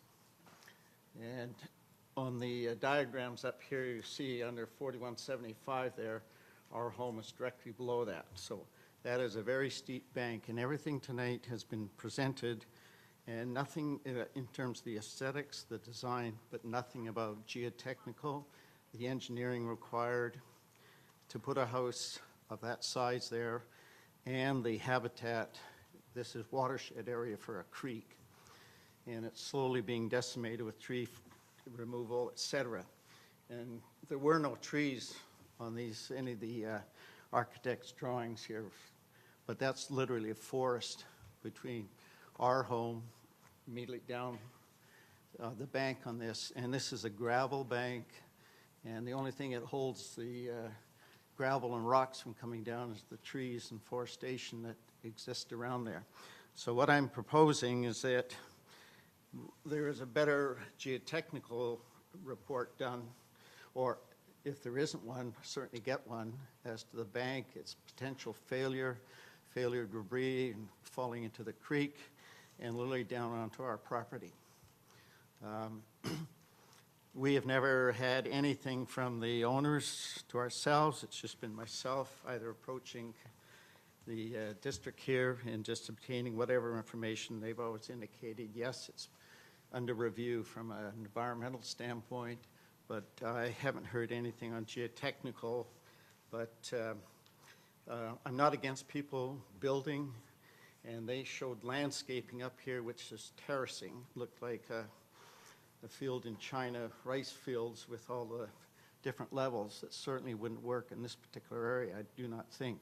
So I'd like to see more from the engineering side of the south and the west side taken into consideration, because everything here has all been about the front yard on Burkill Place and the east and north. And very little, if anything, has been said about the south and the west. And it's a very, very difficult property to build on. I don't deny that, but when you start digging down, you have bank failures. There's got to be a lot of concrete poured to support that size of a house. Thank you very much for the time, and look forward to whatever results come forward. Thank you. Mr. Bailey? Well, Madam Mayor, just to put the gentleman's mind at ease, the terracing in the white, that diagram, that's not what's being proposed. The trees are all intended to be retained there. That was just sort of a graphic representation of the slope. I don't know if you actually want to, if we can control that from here, but. It's presented to council just like all the other pictures are presented to council. Right, but so that, just Madam Mayor, for clarity, everything that's down the bank is intended to be retained as forested land. We're actually moving back all the existing structures to further protect that, and a geotechnical report is required at building permit stage, and that's our standard operating procedure. Okay. So, yeah, I had that question as well, so that's good to know. So it's not going to be a series of retaining walls. It's basically Natural condition. retained in its natural condition. There you And go. there is fisheries right away on there. That, And I think that's exactly why we're here. That's why we're doing it. Because we're trying to it's a protect right the of creek. way, and then the actual setback's 150 feet, cutting trees from the center of the high water mark on the creek, the vertical line straight up, and that is from a tree cutting standpoint that I found out from DFO. Very good. Thank Okay, you. thanks. Great. Are there any other speakers on this item? All right, so. Well, Mr. Holmes, I will, but just give us, I think we've got the general gist of what you're proposing. It's about neighborhood character. If you have anything to add that you haven't said, then fair enough. There is one more thing that I want. All right, up to the microphone. And that is that I'm not the only neighbor, and nor is Mr. Nakajima the only neighbor who's concerned. There are other neighbors here, Mr. Prentice, Ms. Rulo, Ms. Morrison. They're all here. They're all interested to hear the outcome and make sure their voice is heard. And I don't think that you would know that by just looking at the gallery. We have correspondence from everyone in front of us. And they've taken the time to be here as well. Fair Thank you. enough. Thank you. So we'll get a motion on the floor then, and that is from Councillor Thompson. Thank you, Madam Mayor. I recommend that all written and oral submissions regarding proposed development permit 18050 for 4175 Burke Hill Place, up to and including the council meeting held on October 7th, 2019, be received for information. Okay, so any discussion on that part of the motion? No? All in favor? Opposed? Carried. All right. And I'll recommend that the staff report back to council regarding submissions received at the October 7th, 2019 council meeting to allow council to make a determination on proposed development permit 18050 for 4175 Burke Hill Place. Oh, so is that the motion that we're making? That's a report back. Oh, Yeah, no. sorry, Councillor Thompson, it's the next one. Do we go to? Oh.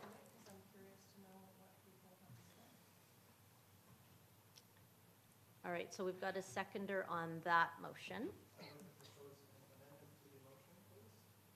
To this motion? All right, we have to deal with the amendment first. I would like to ask, subsequent to that, the applicant work with our planning department to see if they can make alterations to the design that would perhaps take into account some of the concerns raised today, view corridors and whatnot. I don't think that's an amendment to this motion. I think that's a different motion.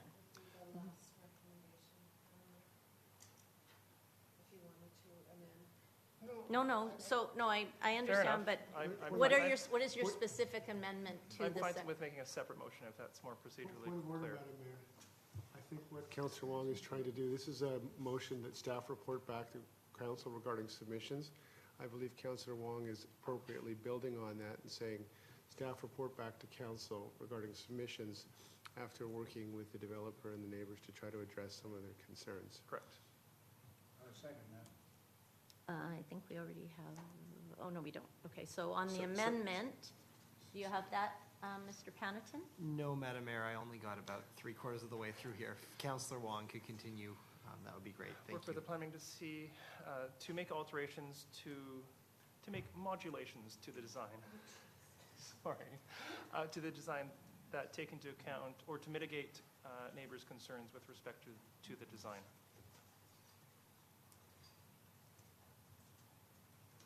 And I noticed my colleague across the table, who is actually an architect, perhaps may have some helpful suggestions. Councillor Gambioli is ahead of me. Okay, so we have a seconder on the amendment. All right, so now we have to vote, we have to debate the amendment. Because I don't think that's a friendly amendment. I think that is a debatable amendment. Oh, I disagree with that, but that's okay. Madam Mayor, it's at the discretion of Councillors Thompson and Gambioli And if the they'd like it effect to be is- friendly or is not. Fine, so. So either if they say it's friendly, then council can just debate the main All motion, right. and if they say it's not, then Okay. we'll have to call the question. It was probably easier to deal with that all in one go. So do you accept that as a friendly amendment? All right. Okay, so the movers of the main motion then would speak first. Councillor Thompson, and who was the seconder on that one? You. Okay.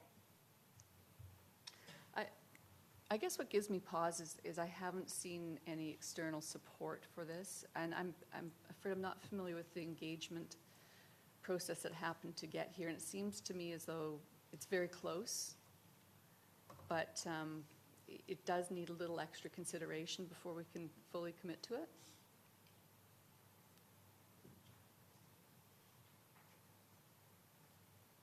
Councillor Gambioli? My concern with this, I'm just curious to hear where we're going, where we're thinking of going. My concern with this is that my understanding is that, you know, the planning department would have supported this if not for the fact that they needed to come back to us because of some of the requirements.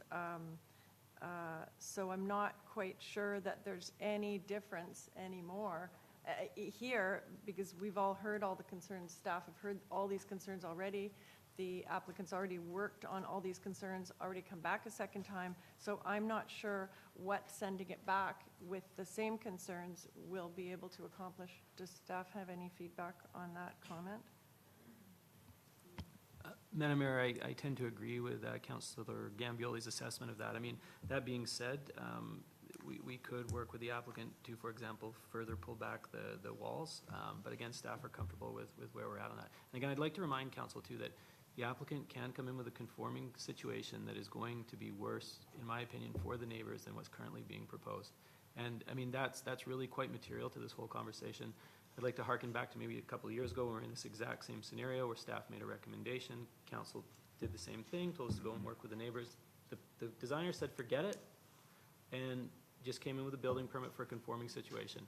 And now there's the view was entirely blocked of the folks in that situation, and it's a much bigger and bulkier situation than what staff was recommending. You're speaking about Nelson and 26th Street. I am. So those of us who've been on council for a while remember that tragic incident well. So yeah, that's sort of where I was going with this. So I just want to hear other people's thoughts. Councillor Soprovich. Point of order, I believe Councillor Lambert. Well, it's not, it wasn't showing up, Councillor Lambert, but, sorry, I just saw Councillor, you can speak after Councillor Soprovich. Go ahead, Councillor. So just to pick up on this conversation,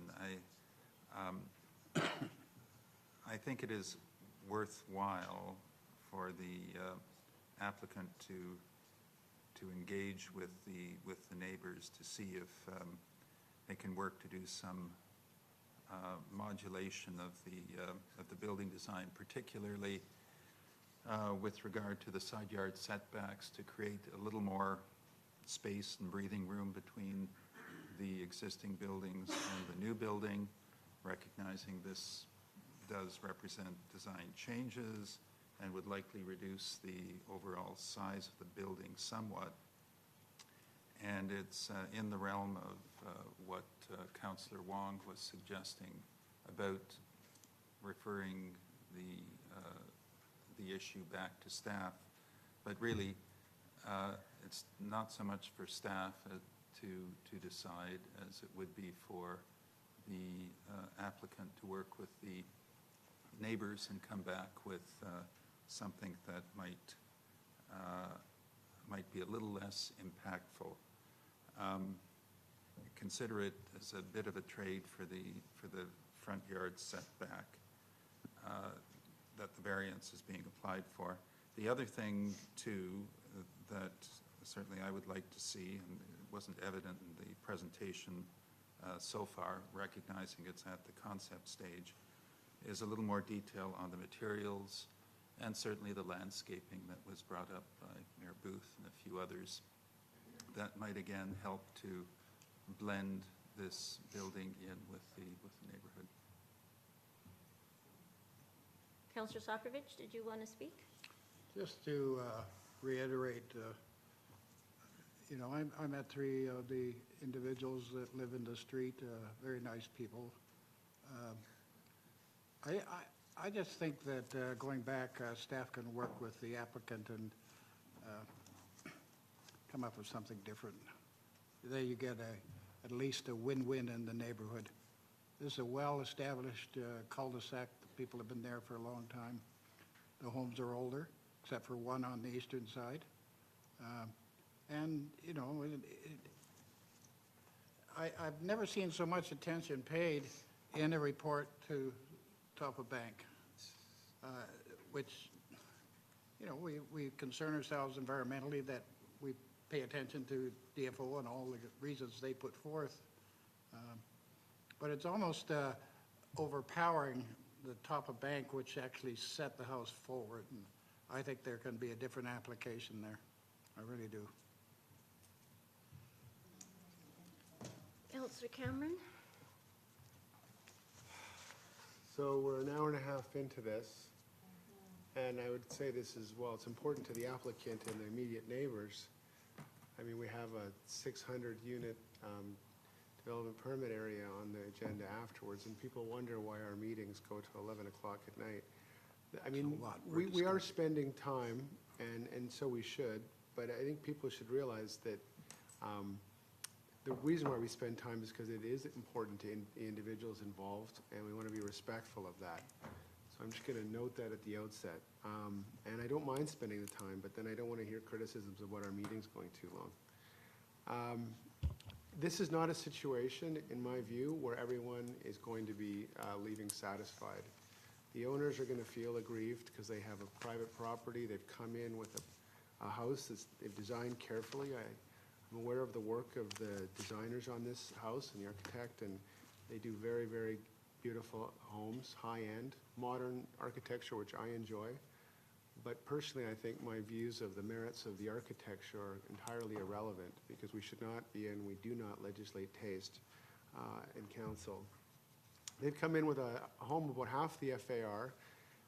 They've stayed out of the creek setback, as our own bylaws require them to do. The notion that we should somehow relax the creek setbacks is absurd after all the work we've done to get people out of the creeks. We have climate change, we have increasing rainfall events. The last thing we should be doing is pushing people to develop into the creek banks. I don't think anybody has an unreasonable view here. If I was the neighbors living on either side, I'd be concerned about the views or the overlook just as they are. At the same time, when they sell their houses, the people who buy the houses from them are going to want to develop, and their houses will come up and they won't be at the scale. And I found that comment by Mr. Bailey to be quite persuasive. And there is an unintended consequence here in that there was a homeowner whose porch I sat on 26th and Nelson, who implored me to vote against what I thought was a relatively reasonable proposal a couple of years ago, and instead he got an absolutely hideous, huge building next door because we wouldn't give those owners reasonable accommodations. So I do think, like Councillor Wong, I mean, I'm always wanting to find a win-win for all the parties, and I would have personally no problem referring this back to Mr. Bailey to see if Ms. Bovell and Mr. McLeod can come back and just do a couple of tweaks, but recognizing that there is no common ground where everybody's going to be happy here. And if we push the owners too hard, they're just going to come back with a conforming building that is worse on all counts that have been raised by the neighbors. So I'm happy to support, I'm not happy to support this recommendation, but I will support this recommendation as long as we give the ultimate, I trust Mr. Bailey to exercise his best judgment. I don't think this is something that should be coming back to council again. I don't know if that's what was contemplated, Madam Mayor. I mean, I guess that is what's contemplated. So here we go. We're going to go back. We're going to do some tweaks, and then we're going to come back to us, and then we're going to debate it again for an hour. So I don't know. I honestly am betwixt and between on this because I have a difficult time seeing something that's not going to cause some overlook issues and interfere with some views. So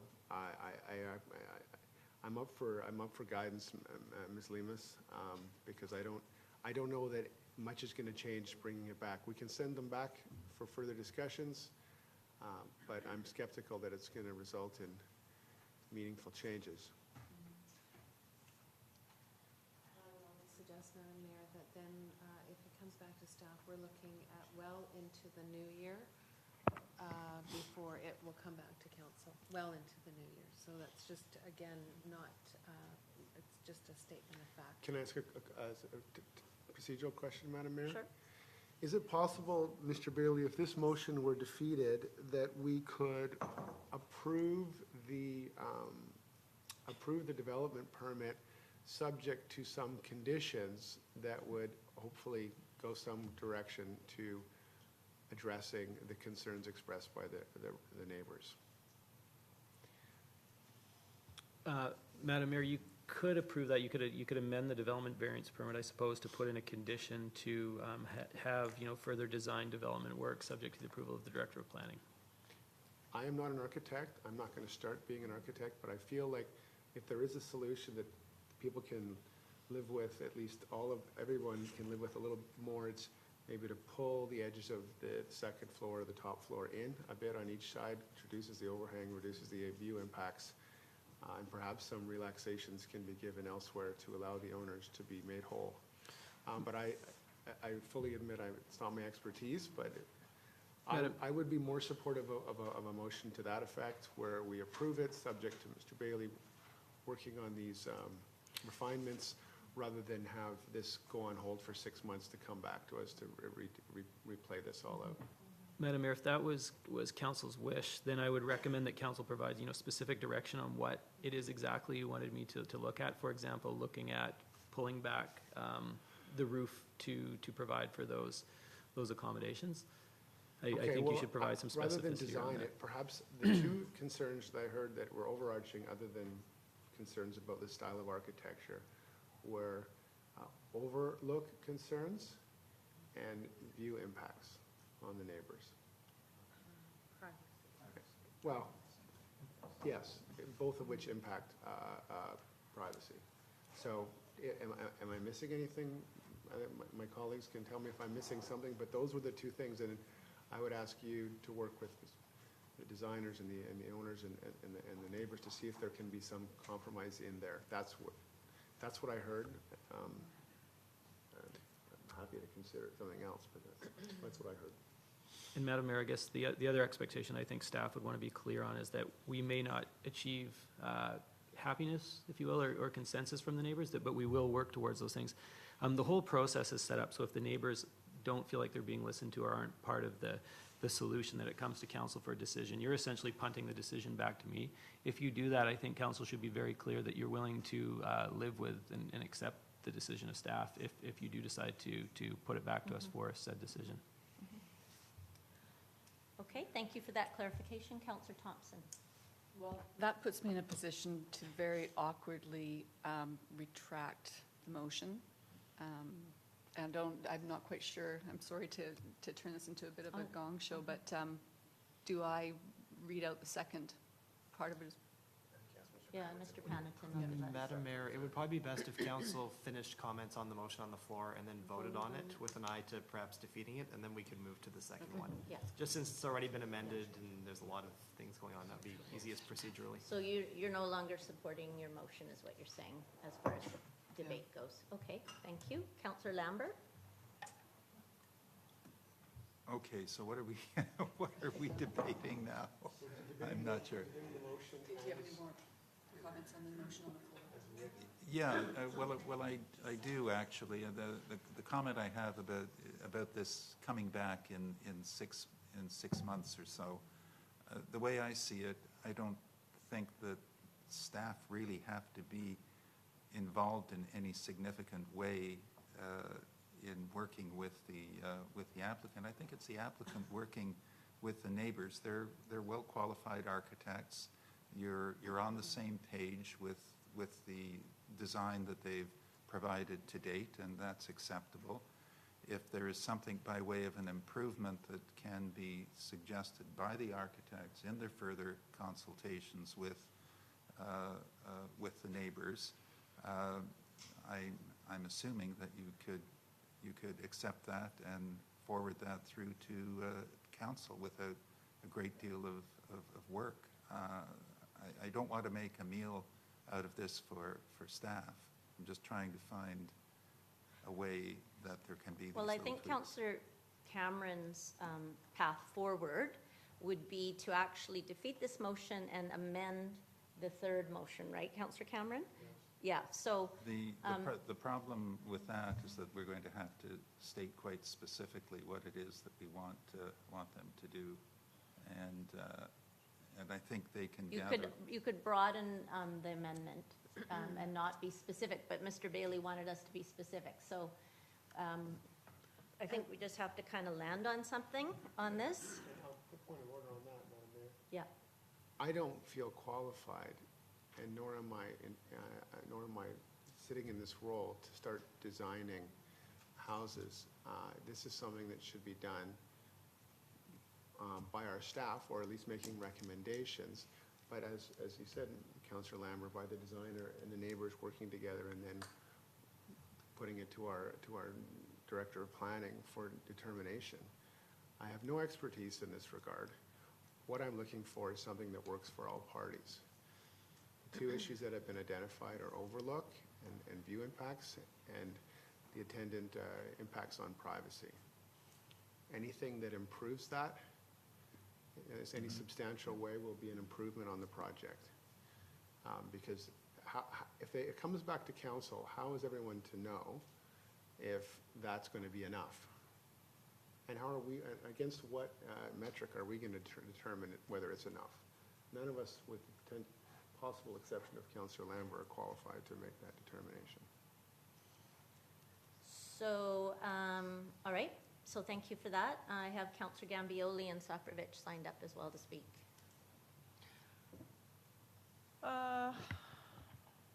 Well, I'm still just trying to figure out how we can amend this recommendation so that we can just work with this one.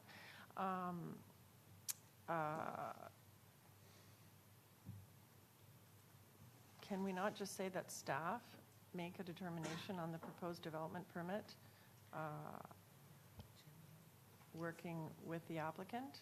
The first four words are staff report back to council. Yeah, that's what I mean. Skip the middle part and just Madam Mayor, may I make a delegate it to staff. suggestion? Who would like Madam to Mayor, what I'd suggest is that you defeat the motion that's in front of you, and then you move the motion at the bottom of the page with an amendment, which I hope would be friendly. Basically, it would be that motion so that the maximum impermeable surface for the front yard be approved with improved design development to address neighborhood views and privacy as determined by the Director of Planning. So it's very clear that you're delegating that to me to make that determination. Sure. So maybe you could just get it on the screen for Mr. Panneton. So I will, I would also like to add the issue of neighborhood character to the Hold on. list. Can we, sorry. Sorry, Yeah, Madam Mayor, there's I a know. motion on the floor. Before I proceed to the next one, I I need was council going to just go there, Mr. Panneton. I was ahead of you there. So let's deal with the motion that's before us, and then we will get into the next motion. So can I call the question? Oh, Councillor Soprovich? Just briefly, I find it rather humorous that we take a long time on this, and just to go into the decision-making is another 15 or 20 minutes. It boggles the mind. This is a simple process of saying to staff, go back and have the developer or the applicant work with the neighborhood, come up with a solution that might be moderate or better, and then present it back. We don't know what that's going to be or how we're going to react, but for the most part, these people in this neighborhood would probably draw closer together and find a solution. It's a very simple process. So what Okay, Councillor Soprovich, that was indeed what Councillor Wong illuminating. had put on, Madam Mayor, is that the applicant work with the planning department and the modifications, the architect would work with the people. A very simple process. Except we're going on and on and on here with add-ons and add-ons. I don't work that way. Order, Councillor Soprovich. Yeah. That is not what the motion says. So the second part of the motion says that, but we're actually dealing with a motion that requires the decision to come back to council. I'm going to call the question on that. All in favor of the motion? Of which motion? The motion A that's on the screen. Madam The Mayor, one it's that Councillor Wong added to? Yes. Yeah. Okay, so calling the question now. All in favor of the motion? All right, so you say yes, then you put up your hand and you're in favor. All opposed? And Councillor Wong, what are you voting? If you don't put up your hand, you're in favor of it. Yes, that's where we're hoping to get. Okay, so we have 1 in favor and 6 opposed. The motion is defeated. Right, we go to the second part of the motion. All right, second motion. Councillor Thompson. Well, we have a proposed wording that we might as well start with because no one has made the motion, so we can craft a motion that fits what council's thinking, and Mr. Bailey has that wording, I believe. I haven't forgotten. I was looking to my boss to see if that was okay. So the motion is just as written with the addition, with improved design development to address neighborhood views and privacy as determined by the Director of Planning and Development Services. Start again. With improved design development to address neighborhood views and privacy as determined by the Director of Planning and Development Services.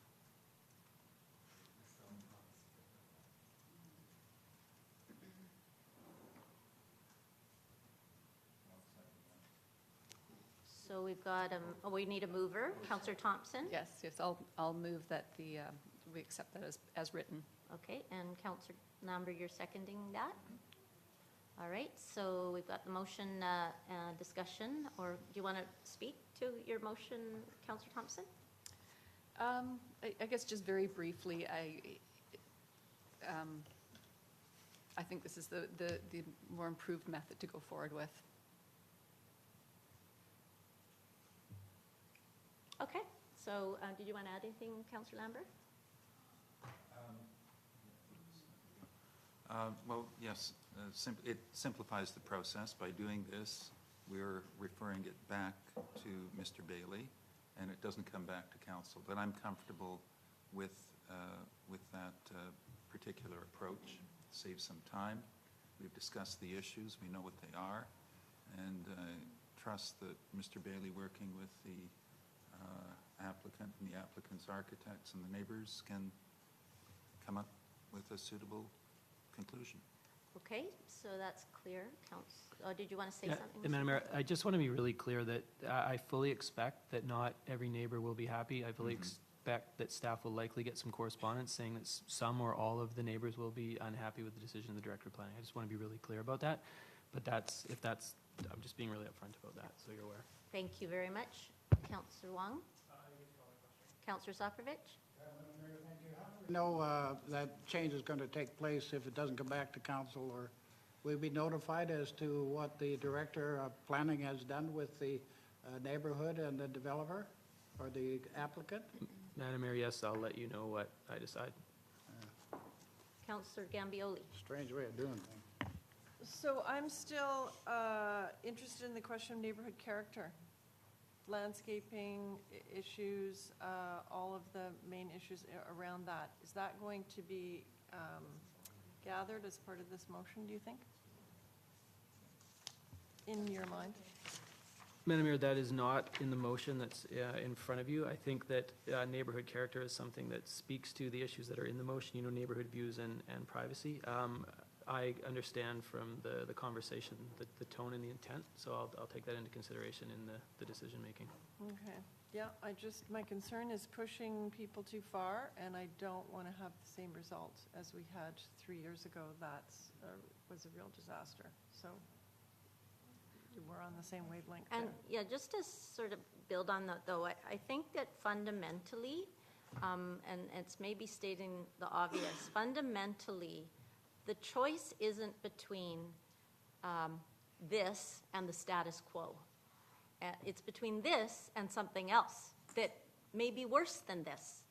And I do, I think council has to acknowledge that, yes, Mr. Bailey is going to try to find some compromises, but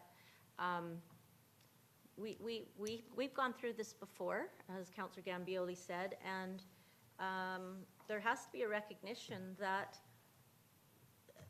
you know, people can build what, you know, that you can't legislate taste. You know, it isn't design a house by committee. And I personally think, I've said this from the get-go, that landscaping hides a lot of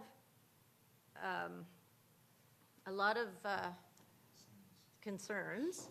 And I say that as someone that built the first contemporary house in my neighborhood, which nobody liked when I put it up, and now everyone loves it because it's nicely landscaped. And so landscaping can go a long way, I think. And so anyway, we have great faith in you, Mr. Bailey. And but I support this because I do not want this coming back. And so there's actually pressure on both sides now to actually come up with something that's reasonable, because council's not making the decision now. We're sending it off. So thank you. All right, let's move on to the next item. Oh yeah, call the question. All in favor after that? Opposed? Okay, carried. Thank you, with Councillor Soprovich opposed.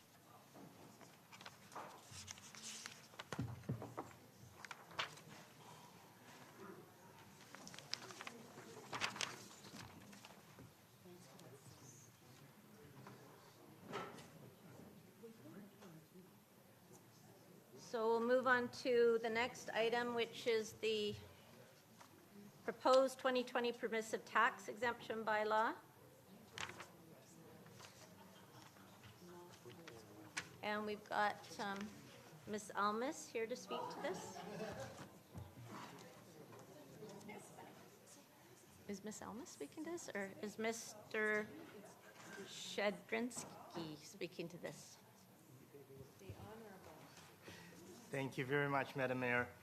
And I'll try to keep it fairly quick because at a high level, I think the main takeaway is really there isn't much change from a similar discussion that we had last year. So what I'd like to do is go through the outlines of the process, what it is that the decision is being made, highlight some of the differences as compared to the last year, and then answer your questions. I think the basic fact about permissive tax exemptions, as the name implies, is that these exemptions are discretionary. Nobody has the right for that exemption. There are multiple other exemptions that are available by law or in special circumstances. Those are different. What is being presented to Council today and what has been described in the report are essentially requests from community organizations that are submitted every year to Council. And those organizations are making the case that their role in the community and the work that they do supports the ask to exempt them from municipal taxes. Now, out of multiple organizations, the most typical one, and you can see that in the list of exemptions for this year, is a church.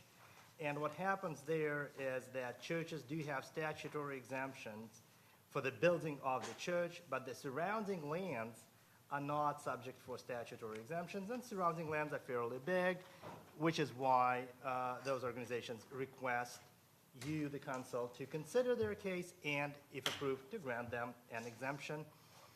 They are not just the churches, there are also other community-based organizations, and in this year's list, similarly to the last year, you also have the North Shore Disability Resource Center, which provides supportive housing.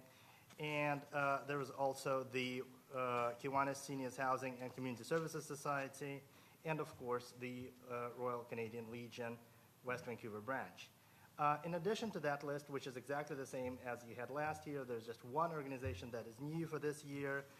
It is the 3rd West Vancouver Scouts. They lease the Hollyburn Cabin number 174 from the district, and in short, to avoid any confusion, even though it is municipal property, it is being taxed because this property is being leased out. Otherwise, of course, our property would be exempt. There is a policy adopted by Council in 2018, the District Permissive Tax Exemption Policy, 028387, And the policy is very clear in terms of the criteria that apply when exemptions are being considered. It outlines such criteria as discretion, this is what I already alluded to, compliance, affordability, community orientation, and regular reviews. And this process is, of course, a part of the regular reviews. Staff has compiled the information. Staff has also verified that there are no statutory reasons that would bar any applicant from requesting an exemption, but again, as mentioned before, that doesn't entitle them to an exemption. So now it is up to council to make a decision on these applications. And if you do grant an exemption, this is the last point I'd like to make, it's important to keep in mind that you are exempting them not just from the municipal taxes, but in effect also from provincial taxes. Roughly speaking, for every dollar that we bypass in our revenue, there's another dollar that the organizations receiving those exemptions are going to get because they're also not going to be paying provincial taxes. And in terms of the amounts, this year's amounts are very similar to last year's. They are just $10,000 under, and the reason for that is essentially a tax shift out of these properties. And we'll be happy to answer any questions the council may have. Any questions, council? Councillor Gambioli. Nobody's got any questions but me? Okay. Well, I would like to know about how we have communicated some of our needs in terms of the amenities that these groups are benefiting with. We talked last year, I'm pretty sure, at this time about the issue of using some of that space for community benefit, including parking during the day for people who wanted to do park and ride, et cetera, et cetera. I don't hear or I don't read anything in your report about having made any progress on that front in the past year. Through your worship to Councillor Gambioli, yes. In fact, there has been progress or development depending on how you see it on that front as well. And I'll try to answer your question in two parts. One, you asked about how we communicated, and two, how things are actually developing. In terms of the communication, it is a clear part of the application. In the application package, which is Appendix B to the council report, question 11, we ask straightforward, is the organization willing to assist with the programs and services that result in community benefit? And as opposed to the last time, we kind of took a lesson from the last year's process. We ask it as a straightforward yes or no question. Organizations, we don't allow people not to answer. Organizations who say no, will have just to say no, we don't. And everybody else says yes. And then they list, there are specific options, and there's an appendix to the application package, Appendix 2. They have to be very specific in terms of what it is they are going to be providing and how this is going to be provided. Now, the second part of the question in terms of the progress of what actually has conspired since the launch of that initiative, which was a council advisory in 2018, implemented in 2019. First of all, every applicant was contacted, and some of them more than once and some of them more than twice last year with the specific asks regarding the options that will be provided. And some work has begun in 2019, and I'm very happy to say that in this year's application package, we have reviewed that very carefully, and essentially the absolute majority of the applicants are coming up with the things they would be willing to provide, and those are signed statements, and those are all, if you look in the appendices, we keep track on them. The rightmost column of the appendices says willing to share amenities, and then there's a list of amenities. The only organizations that are not providing them, they fall into categories. Those that are essentially not really capable of providing amenities. So for example, the 3rd West Vancouver Scouts and their rented Hollyburn cabin, it would be very, very difficult to imagine what it is that can be provided. And similar for the North Shore Disability Resource Center is not providing amenities. The North Shore Jewish congregation indicated that they will not be providing amenities. I'm not privy to their reasoning, and I cannot speak on their behalf, but we can definitely reach out and clarify their reasoning. Everybody else is offering amenities. We also I don't want to spend too much time on that, but we also streamline the process by which those amenities are being provided. Essentially, many applicants have been concerned last year with the whole booking system when it would have to go through the district, and from staff perspective, they had a point where they already provide a lot of free amenities to other organizations, and they were asking us how is it different If an organization comes to them and they help them out directly versus going through the district, spending staff time on that, we listened. We streamlined the process. Now they don't have to do that. What they do have to do, though, is at the end of the year provide a report on those things that they have done throughout 2020, and then council has the opportunity to take that into consideration in the next year's permissive tax exemption, which is one of the reasons why we only grant one-year exemptions, or we recommend granting one-year exemptions. You always have an opportunity to review and then make your decision based on what conspired. Okay, so I guess then the second part of my question is, when are we going to put this into practice? Like a lot of these property managers, if you will, have answered that there is space for meetings, group programming, performances, parking, community garden space, etc. So, wow, we've got all this free space apparently, and so. And meanwhile, we have discussions all the time about not having enough community space, but apparently we've got lots of it on offer. So when are we going to put that into practice and get the, I guess, the Department of Community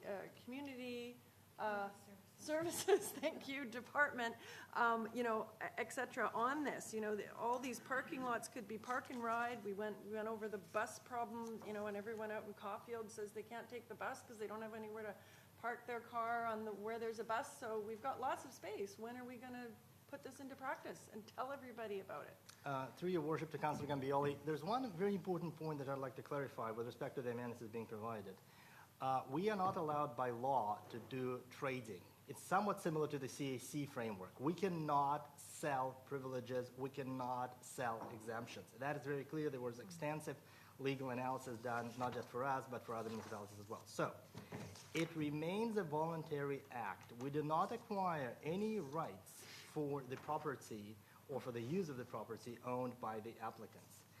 Applicants may indicate as a gesture of goodwill to the community, and also keeping in mind that by virtue of the grant of an exemption, they've granted other residents, including those that are not a part of their organization, will be paying their taxes essentially. So applicants may try to strengthen their case by declaring that there are things they will be doing, but those are not our parking spaces, or those are not our meeting spaces. So to push this point a little bit further, just to be clear, if the applicants are promising all those things, then I will then address on how it is to be implemented. And then suddenly an applicant says, yeah, I changed my mind, I'm not going to allow anybody in. They have the legal right to do that, and we would have no recourse on the application granted. In terms of the implementation, in terms of what is going to happen in 2020, those things should now be in full force. So all we can do is, because all of our information is public, this information is FOIable and there's no secret about that, we can share that information with the interested parties and say, these are the applicants who have received permissive tax exemptions. We have published the list as per the law, and these are the amenities that they have voluntarily offered when available to whom they would like to provide those amenities. Then the potential users would have to apply directly with the owner of the property, asking them, and the owner of the property would keep the record of every instance when they have done something to support the community. At the end of the year, this information will be compiled by us, by staff, as a part of their 2021 permissive tax exemption application, and then it would be up to council to make a decision. Have they stood up to their offer to the community? That sounds pretty darn complicated. Maybe I can help out, actually. So the problem with your analysis, or what you have put forward, is that our record collection system does not actually have any outcomes. They're offering up these spaces, but if this is the process that we're trying to do and they have to report on it, then you need another column, because willing to share isn't enough at this point. We need actual, we need to know what has actually been done, I think is what Councillor Gambioli is getting at. Fair enough. The Christ, I don't want to pick on anybody, but just looking at one answer here from a particular church, visitor parking for the District of West Vancouver events. So we need a mechanism to actually, if it's going to be for District of West Vancouver events, we better be taking them up on that.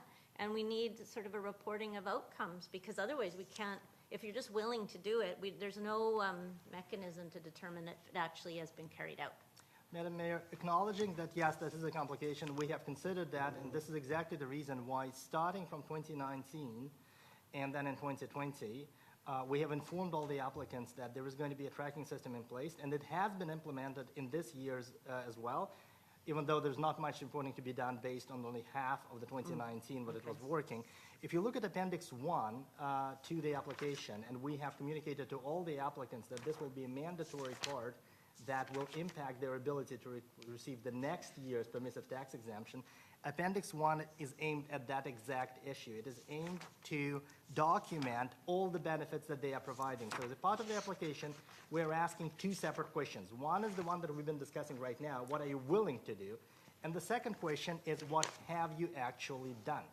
And if they are stating that they have provided amenities to third-party, not-for-profit organizations, these are the questions we're asking. Type of the benefit provided, recipients, organizations and individuals that have received it, name, contact information, amount of benefit that has been provided, when were the benefit provided, do you plan to continue providing the benefits to this organization or individual?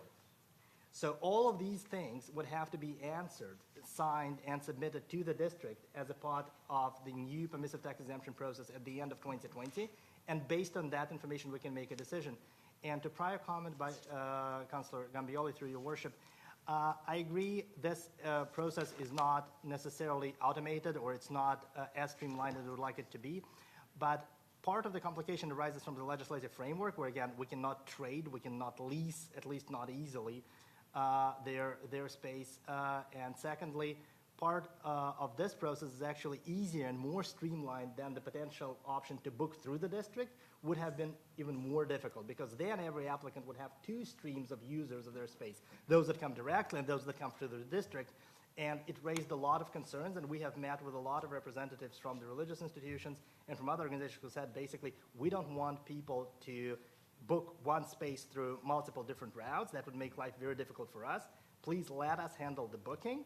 These are the promises that we make, and we'll report to you, again, based on Appendix 1, on the good work we have actually done. Madam Mayor, if I might.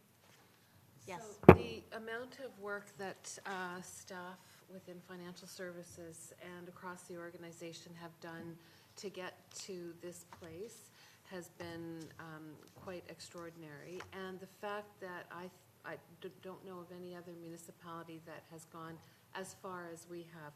Recognizing that this year, I think the exemption is $221,000.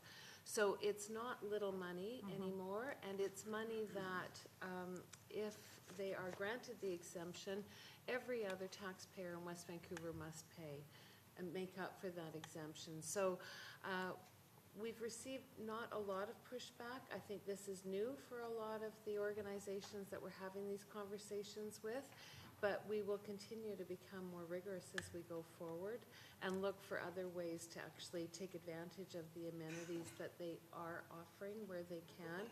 But it's been an extraordinary amount of work, and it's got a little bit of a slow process. 5 years ago, it was just here's the list, and there were no amenities spoken of. It was just the list of addresses and the amounts, and that's all that we sought council approval for. So I think that staff have come an extremely long way. And I'm not saying we have to be patient, but we need to be a little bit patient. So I looked at Appendix 1, and when I looked at it the first time, it wasn't clear to me. But I guess what the missing piece here is, I'm glad to hear we're going to be tracking this, except that, you know, you're only tracking, the data that you're tracking is only as good as the data you're tracking. And the unfortunate part is that there doesn't seem to be any mandatory, overt kind of promotion of these benefits to the community. And that's what's needed, actually, because if no one knows that you can use the parking lot, it's not going to get used, whether you're offering it or willing to offer it or anything. So I agree with Councillor Gambioli that there has to be something more active required if we're truly, otherwise, we're not getting these aren't being actively promoted and people don't know about them. So we can still go through the organizations. We don't have to control that. I totally get that. But I think they do need to, we need to have some language on this that says, you know, how are you promoting this? You know, are they actually putting up signs that says you can park here Monday through Saturday? Or, you know, is there ads or information that's available to community groups? Yeah. Okay, so Councillor Soprovich. Thank you, Madam Mayor. So, question 11, is your organization willing to assist? And if yes, it has several boxes: meeting space for the district, visitor parking, sports group, art group rather, meeting program space, community gardens. Were these ticked off by the people? By the absolute, to Councillor Soprovich, by the absolute majority of the applicants, yes. Yeah, so they are in fact already willing to do certain things. The other point is, one of the churches does, in the downstairs, allows for Meals on Wheels to be developed in there. There are also, their capital and operating costs, one church finally got an elevator after doing a lot of fundraising. So the tax really goes a long way to help some of these facilities to go ahead and exist. And I do like the staff have come up with a questionnaire, and you can bet that'll be improved upon as we go along. But I think to this point in time, we can emphasize even further what Madam Mayor has said in relationship to let us use your lots during the day for parking or other things. But I think that the majority of these churches do an awful lot that they don't talk about in helping citizens in our community. And that's a very good point, Councillor Soprovich. I know the churches are doing a ton. I do want to acknowledge that. They are doing a ton. And so it may just be a communication, a question of communication. So, and communicating that. Thank you. All right, so can we get a motion then, Councillor Gambioli? Right, so I will move the recommendation as written. And so I'll just say that, finally, so I notice on the list, again, I have to keep putting my glasses on because, boy, it's a small type, but most of the places that are requesting a permissive tax exemption are willing to share their amenities, with the exception of one. So I would really like staff to go back to that one and say to them, look, everybody else is offering up their space, and if you guys don't, then next year, there's one councillor who's not going to vote for their exemption anyway. And the other part, I would like to suggest that community services take a look at what we know we need in terms of space and parking, and start to compile a list for the public, so the public knows. I don't know that, I guess we don't need to do a marketing campaign, but it's not going to happen by osmosis. So I really think that we need to have that list handy. And I'm going to suggest that next year in your questionnaire, instead of the question, which is the second one about visitor parking for events, that could be combined with the first question. And I would like to know about day parking for District of West Vancouver residents. So I'm talking about people who want to do park and ride, these are locations that would be near bus stops and who would just be parked from 9 to 5, because we had a lot of people who said they would take the bus downtown if there were space for them to park their car somewhere. So this is a perfect opportunity. There's got to be at least 10 of these locations that have parking that's empty all day of the week that we could be utilizing. So those are my comments. Okay. Madam Mayor? Yes. I believe a member of the public has signed up to speak to this item. Thank you for that. Thank you. So this is the item number 6. So Ms. Banham, Christine Banham.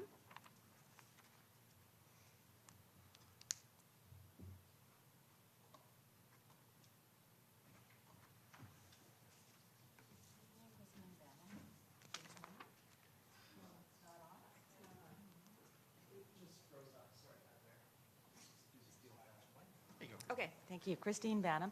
I want to commend staff. This has been a lot of heavy lifting, and I know in some of the committee work I've done, they've received input from a lot of different parts.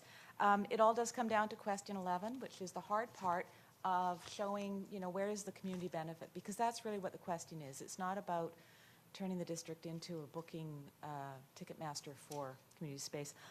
A lot of it is just about getting these organizations who have public assets to understand there is a community benefit to opening their doors beyond their membership, and helping them to understand to be open and transparent about that.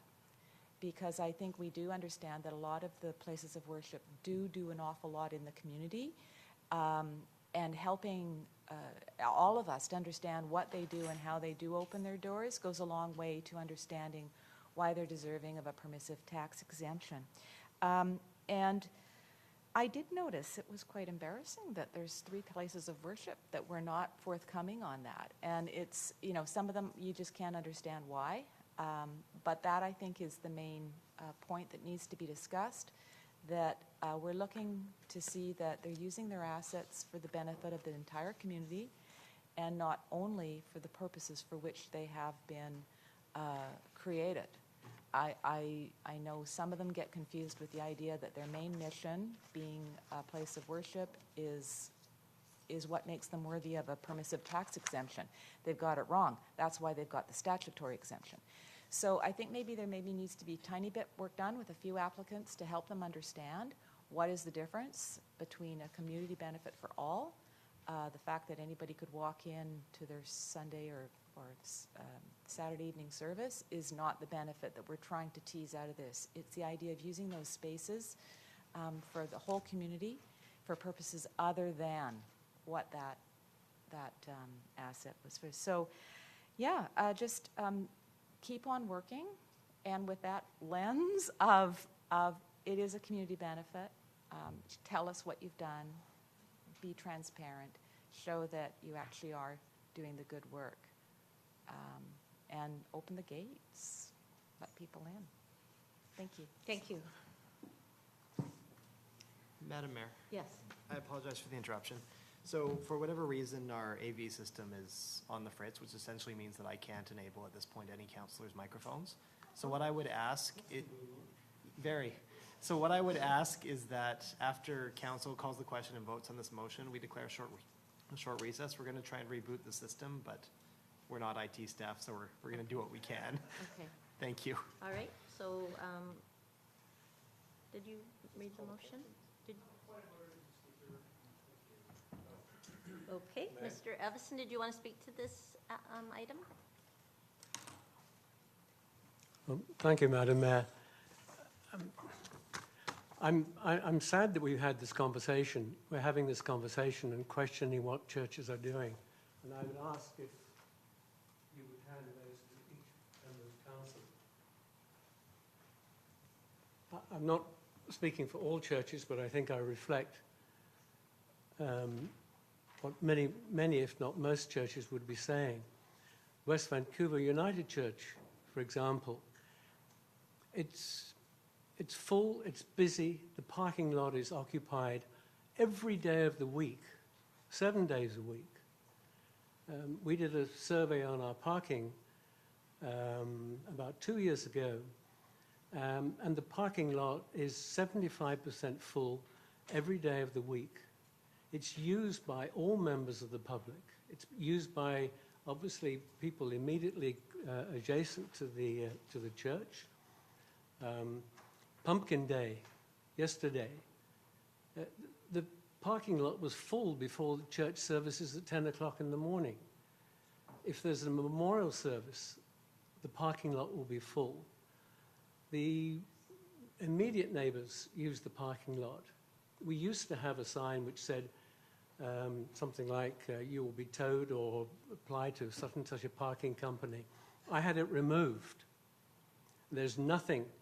There is actually one sign on one of 4 entries which does say for church use only. But we don't police it. We don't have people removed. It's open to the public.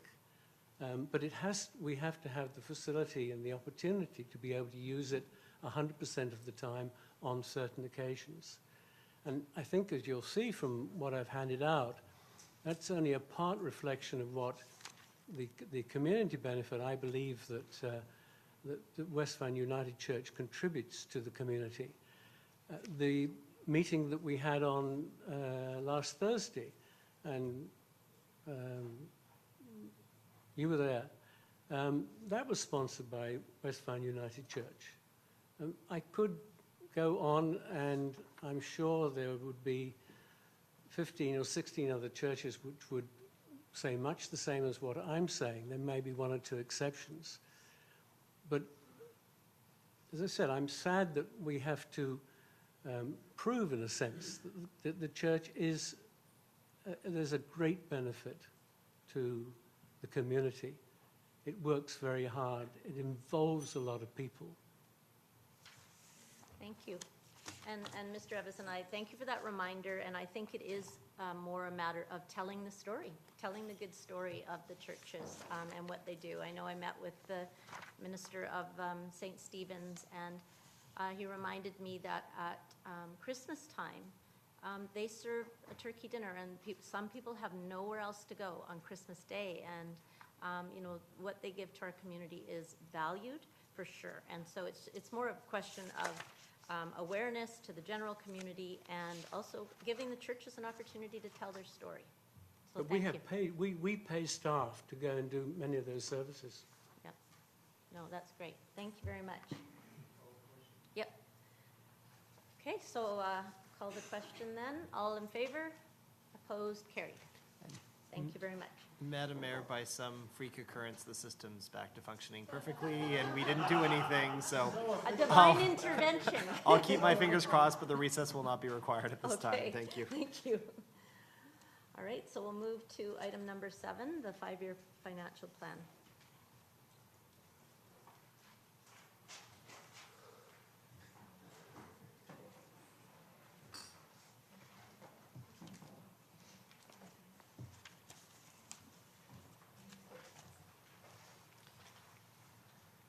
Madam Mayor? Yes. Just very briefly, this is the mid-year course correction budget amendment that we bring forward each year. In prior years, we've been fortunate enough to identify additional revenues, and we've been able to come to council with some suggestions for redistributing those to additional projects. This year, we were not so fortunate. In fact, we suffered a decrease in permit revenues, and with a lot of diligent work, we were able to realign the budget so that that decrease could be absorbed. And we also had to do quite a bit of work on the capital side, realigning the project dollars. And other than that, I'm happy to answer any questions council has. Councillor Wong. Important for your comments in the report. I was wondering if you could comment on page 3. It says going into 2020, we're expecting permit revenues and third-party job fees to increase. So does that mean what I think it means in terms of we will need to tighten our belt all across the board to make up for, well, less money? Councillor Wong, through the mayor to yourself, yes, we are seeing a general decrease in the permit revenues, and we expect that to continue into 2020. So we will, of course, be looking for other measures on the expenditure side to balance that loss of revenue. And I notice, thank you, I noticed there's a whistleblower ethics hotline. What is that? And should I be calling it? Maybe Ms. Leanhouse could speak to that. Hopefully you won't find the need to call that, through you, Madam Mayor, to Councillor Wong. So governance best practice of organizations is that there be a third-party whistleblowing facility for employees to call anonymously to report fraud or theft or wrongdoing of some sort in a safe manner. And so we have had a policy in place and a mechanism which has been more internal, and we are now going to be hosting that through a very highly expert third party.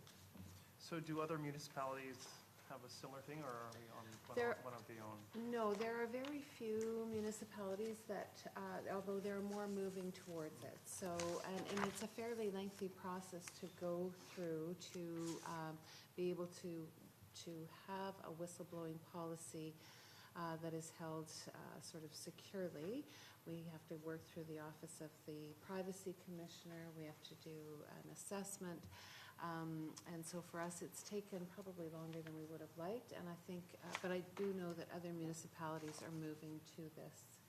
So, and I know the analogy is not quite the same, but with ECOM, we share in the cost with other police departments across the region. Is there an opportunity to do something the same? I know it's only $4,500, it's not a huge deal, but I mean, certainly if we're tightening our belt, every penny literally counts.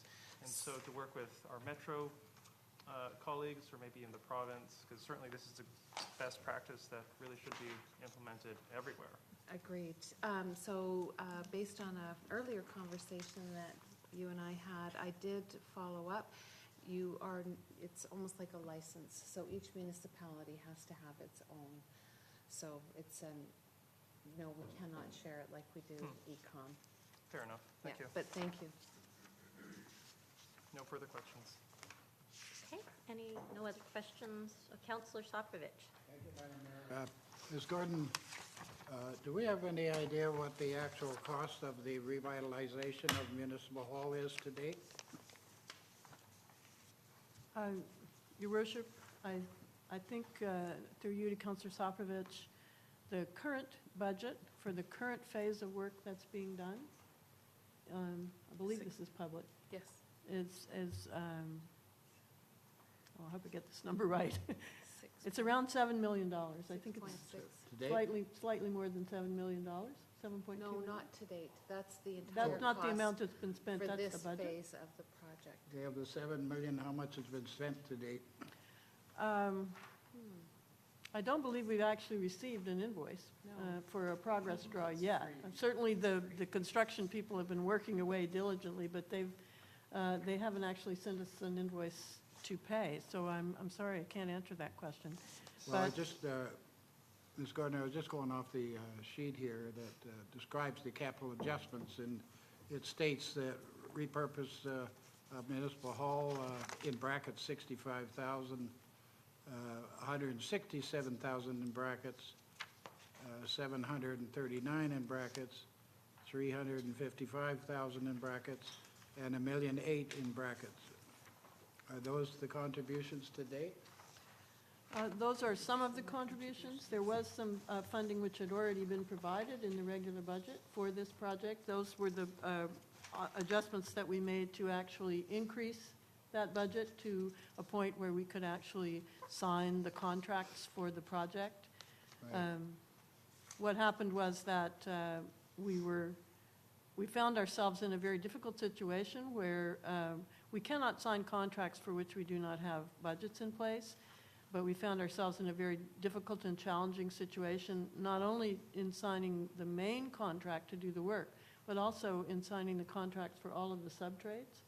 And we were told that if we did not secure those subtrades, it was likely that we would not be able to secure them.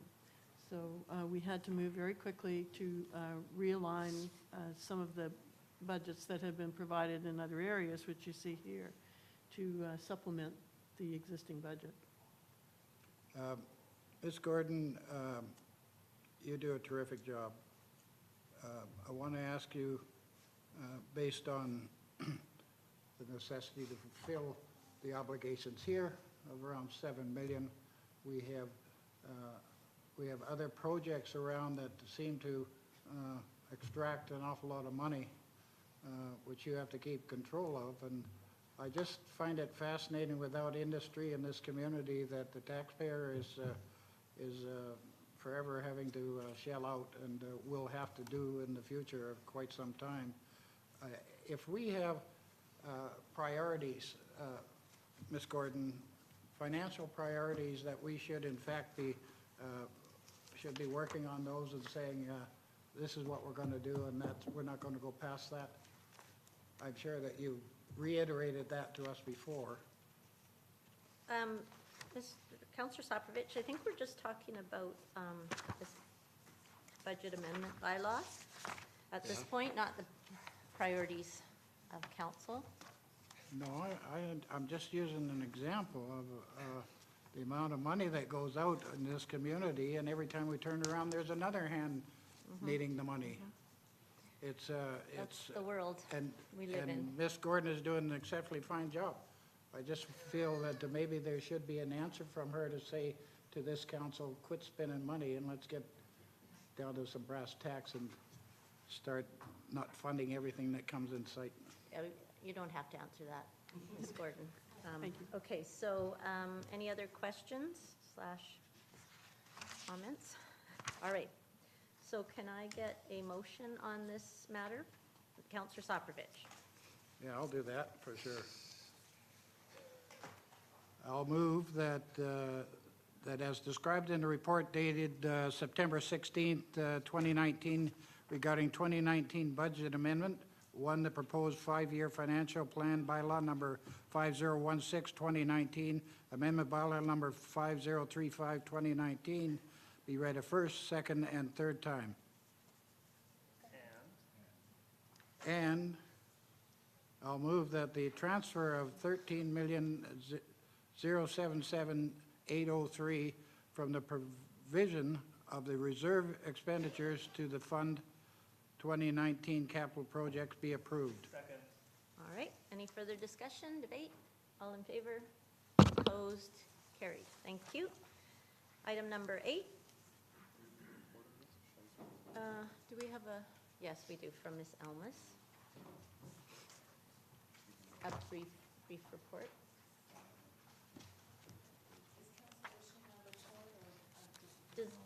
Yeah, if council doesn't need a report, then we can just, or are there any questions arising out of the report? Okay. I'll make the motion as written, Madam Mayor. Okay, all in favor? Opposed? Carried. Thank you. Number 8.1. Thanks. Yeah. Okay. Maybe. Only hope. All right.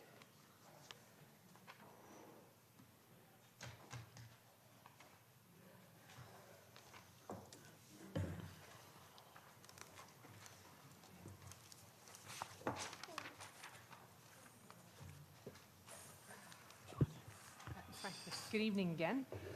So before you for consideration is for first reading and for setting the date for public hearing is a proposed amendment to the zoning bylaw for areas 5 and 6 of Rogers Creek. And along with that are proposed amendments to the development procedures bylaw, amendment to the noise bylaw, as well as a new phase development agreement, an OCP amendment, and an amendment to the existing approved development permit for Area 6 of Rogers Creek. So I'll very briefly, just to give a little backgrounder of Rogers Creek, council will be very familiar with. So the area is approximately 215 acres above the upper levels highway, shown there in a schematic map on the screen. And the whole area is below the 1,200-foot contour of the mountain. In 2008, council approved the zoning for that whole area outlined in dark black outline there, along with an OCP amendment that put the area within a development permit area and provided guidelines to guide development. So it's split up into 6 distinct areas as shown there on the screen. Areas 1 and 2 are the chairlift neighborhoods. Those are primarily single family and townhouse development, and it's mostly built out. Areas 3 and 4 are known as the Mulgrave neighborhood in the middle there, towards in the middle of the site. Some sites are built out and there's a mix of single-family duplexes, townhouses, and mid-rise apartments anticipated for 3 and 4. And area 5 is the Lower East Village neighborhood. In that case, preliminary subdivision has been approved by council. However, no developments have been built in that area to date. There's a mix of townhouses and high-rise apartments anticipated there. And then area 6, the Upper East Village subdivision for the eastern half is complete. And some development permits have been approved by council for multifamily developments in fact, but no specific developments or buildings have been constructed yet. And there's a mix of single-family cluster houses and high-rise approved or under existing zoning for that. The original phase development agreement, which also guides development in the area and commits to the delivery of amenities throughout the area, was approved in 2008 with a 10-year term. That did expire. Council did put a new phase development agreement in place in December of last year. However, that has very recently expired at the end of September. This just gives an overview of the status of the different areas in Rogers Creek. So as I said, areas 1 and 2 are essentially complete. Areas 3 and 4 are underway. And areas 5 and 6 have not had actual buildings built in there yet. So this shows a map zooming in to talk about the proposal of areas 5 and 6. Area 5 shown on the lower part of the map below Cypress Bowl Road, area 6 above Cypress Bowl Road. This plan provided by the applicant shows what can be built under existing zoning. And then I'll flip to the proposal and just go through what's proposed for council's consideration. So one of the key changes, as you see if we flip between the two maps, is that there is an extension proposed for Uplands Way, which was formerly considered Road G, and that allows that road to connect back to Cypress Bowl Road and provides a loop instead of a cul-de-sac as was previously proposed. So that's one of the key changes. There's also a proposal, forgive my rudimentary graphics here, it's not the applicant's, to extend lots 13 and 14. And that includes the purchase of some district land in order to achieve those extensions or enlargements of those lots there. And then on lot 13, the proposal is to increase the height from 12 to 16 stories. And then on lot 12, the proposal is to develop a 12-story secured market rental building. And on lot 9, the proposal is to increase height from 12 to 16 stories. And in this area, this was previously where the current subdivision has 4 single-family sites. They're quite large single-family properties. The proposal is to consolidate those and re-subdivide them into 10 single-family properties, which would allow for much smaller houses on those sites. And then this is the district-owned lot, lot 11 in the middle there. And that has been subdivided and transferred to the district. The proposal that we're including as part of the zoning amendments is to update the zoning or amend the zoning for that parcel, which didn't include density at the time of the original zoning that was put in place, to allow for a 12-story secured rental building. And that's in keeping with the policy for Rogers Creek that anticipated either non-market or rental housing for that district-owned parcel. And then moving to area 5, the proposal for this building is to increase that from 12 to 16 stories, and for this other eastern building to the east to increase that from 12 to 14 stories. So overall, the changes, and there's a slide that shows this sort of schematic 3-dimensional view. The increases in height are in keeping with the Rogers Creek guidelines, which allow for increased densities and heights towards the west, towards Cypress Village, where we anticipate higher density development as well. So just to summarize the changes, so one of the things I haven't mentioned yet is that there is an increase in the for sale units, and that's an increase from the current maximum in areas 5 and 6 of 493 up to 699. So that's 206 new for sale units. That includes the 6 single family units and all the condo units. But just, it's really important to note this, that associated with that, there is no increase in floor area. So that increase in units is achieved only through decreasing unit sizes across the board. And then also, as mentioned on the plan view, there is a proposal to allow increased density, but that's limited to the rental, secured rental housing that's proposed. And so that's up to a total of 275 units, including up to 150 on the district-owned parcel, Lot 11. As I said before, there is the proposal to extend Uplands Way to connect back to Cypress Bowl Road. And I'll get into this a little bit later, but there is a new phase development agreement that's draft as part of the package for council's consideration. And this includes not only the CAC commitments that I'll detail on another slide, but also the commitments from the applicant regarding green building and adaptability. So in terms of the green building proposal, the application does meet our policy to exceed the minimum step, which is the policy for rezoning applications that we consider. They've proposed an innovative way to meet that policy, and they're proposing that they would basically commit to zero carbon or low carbon energy for the thermal and cooling, as well as the domestic hot water for the apartment buildings in the area. And so that would significantly reduce the GHGs associated with those buildings. As well, just in terms of the adaptability commitments, I won't go into those in detail. They're included in the package in the draft phase development agreement. But just to note that the ACDI, the committee, they did review the commitments. They provided comments, and the applicant revised their draft commitments to respond to those comments. So just the reason I brought this up here, because it isn't brought up anywhere else, is that both the green building commitments and the adaptability commitments are included in the phase development agreement, the draft phase development agreement. So if it was approved, that would commit the applicant to those commitments going forward for all the buildings. As well, proposed as part of the report is a noise bylaw amendment, and that would allow for expanded construction hours in areas 5 and 6 of Rogers Creek. And staff are supportive of that amendment, as it would allow for off-peak commuting in an area that doesn't have existing residences around it for there to be impacts to. And so we're supportive of that amendment. As well, there's also a development procedures bylaw amendment, and this would allow for development permits in the area to be delegated to the Director of Planning for decision. And staff support this. It would allow for streamlined processing of applications, but more importantly, it would still require a robust process that they would have to go through. Development permits would still be required to be reviewed by the Design Review Committee. There would still be neighborhood notification and an opportunity if, for instance, we heard from neighbors to forward projects for council consideration if there was concerns from neighbors. So this on screen shows what's allowed under existing zoning. The district building isn't shown here, just so you might notice there's not a building in the middle there. That's because the applicant provided these images.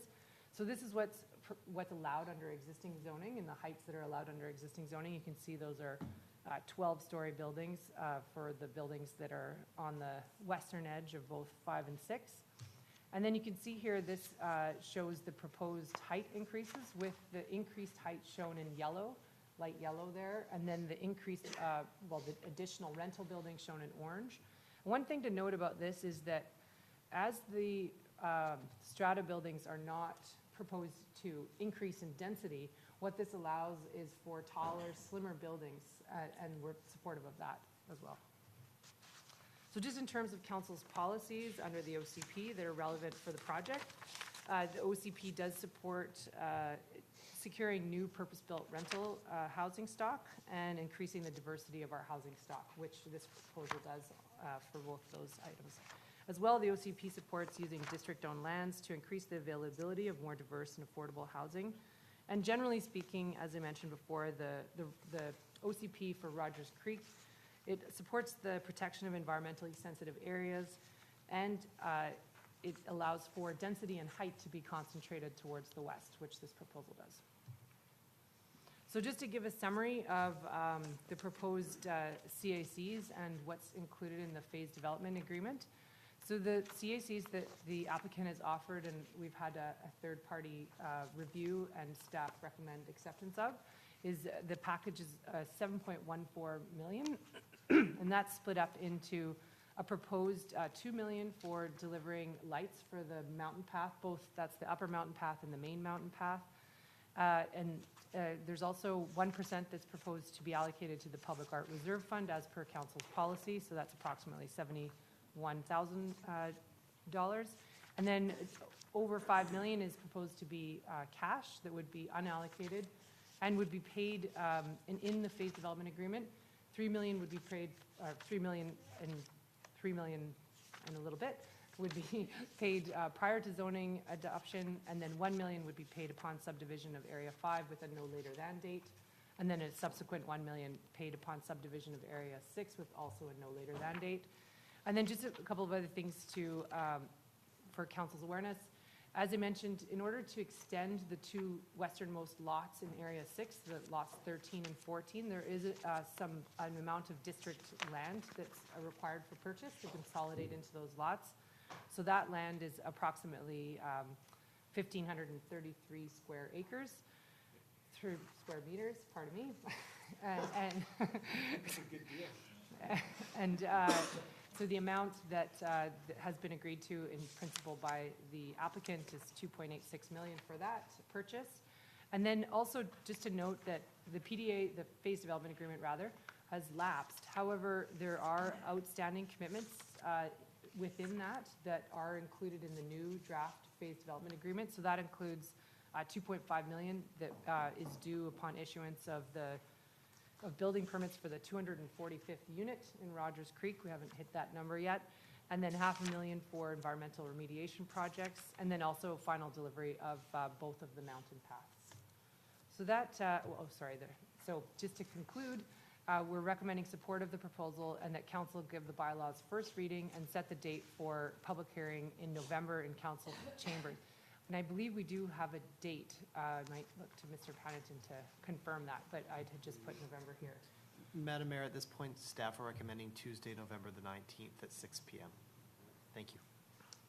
Thank you. So that concludes my presentation. I know the applicant team is here. There's not a PowerPoint per se, but we might have some comments. Great, thank you. Councillor Wong. Thank you, Your Worship. Some questions for either Ms. Maguire or perhaps the applicants.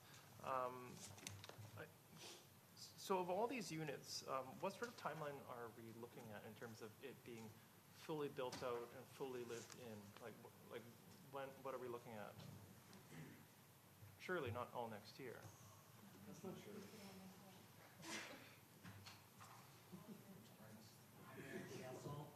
My name is Bryce Tucker. I'm the Vice President of Planning and Development with British Pacific Properties. Happy to be here tonight and follow up on the presentation by Ms. McGuire. And Jeff Kroll, President of BPP, is here tonight to answer questions if I'm unable to do so.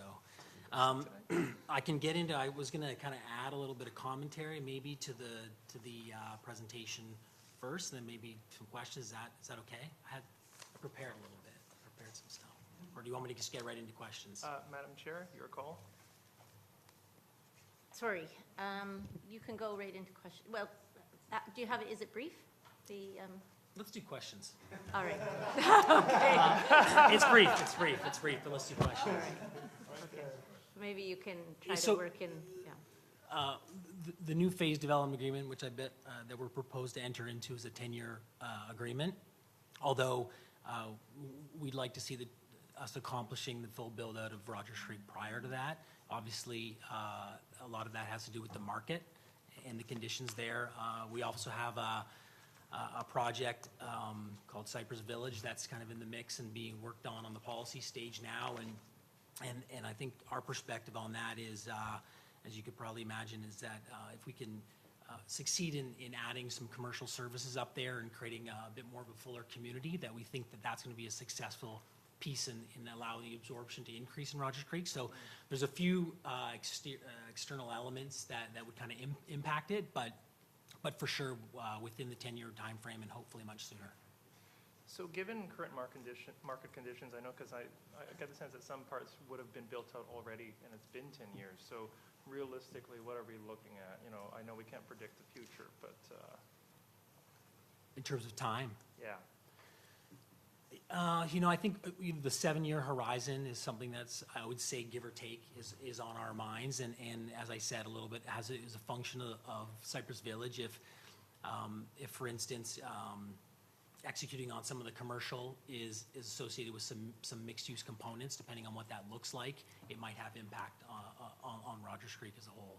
Okay, thank you. And then my other question was with respect to the mountain path, mountain walk. How long of a path is it? Yeah, so on completion, it's going to be 5 kilometers of paved mountain path, 3 meters wide. So you imagine the Valley Trail, there's Sea Walk down here in West Vancouver on the beach. And so about 1 kilometer of that is along Chippendale Road. And then the balance of the 4 kilometers is actually within the forested component adjacent to the neighborhoods, areas 5 and 6 that we have here. So they become really the off-road network or arteries to get the people that live in the areas 5 and 6 into the future village. And so is it 4 kilometers that will be lit or all 5? All 5, but 4 proposed through this application because the 1 kilometer is already lit through the street lighting. Okay, so it's essentially 2 times the length of our current seawall will be fully lit, a mountain seawall as it were. So, okay, interesting. Thank you. I think that's all I've got for now. Okay, thank you. Councillor Soprovich? So in the apartments going from 12 to 16, were they made skinnier for view or density transfer? So to Mayor and Council, there's no density transfer potential. That was, I think, that's a policy that's associated with the village area in the OCP, and that's not a component of the application today. The slendering up the building were done for 2 different reasons. In Area 6, it was necessary to make the buildings slender and shift it over to the land that's being purchased for the road allowance to make room for the rental building. But also we wanted to make the constructability of the buildings a little bit more efficient, and moving up with higher floors allows for that. There is a premium, of course, to the extra heights because of the views, and that's accounted for in the CAC calculations. So it's kind of a mix of a number of reasons. I think. Could you bring up that map that shows the area 5 and 6?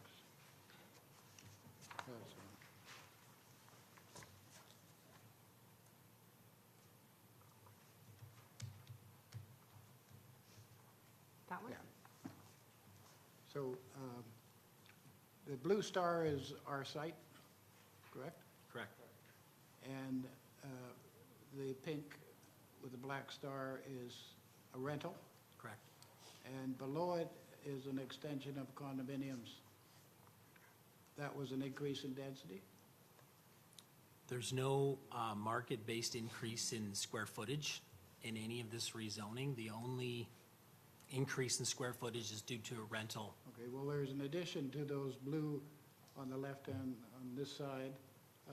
Where were they before then, if there's no increase in density?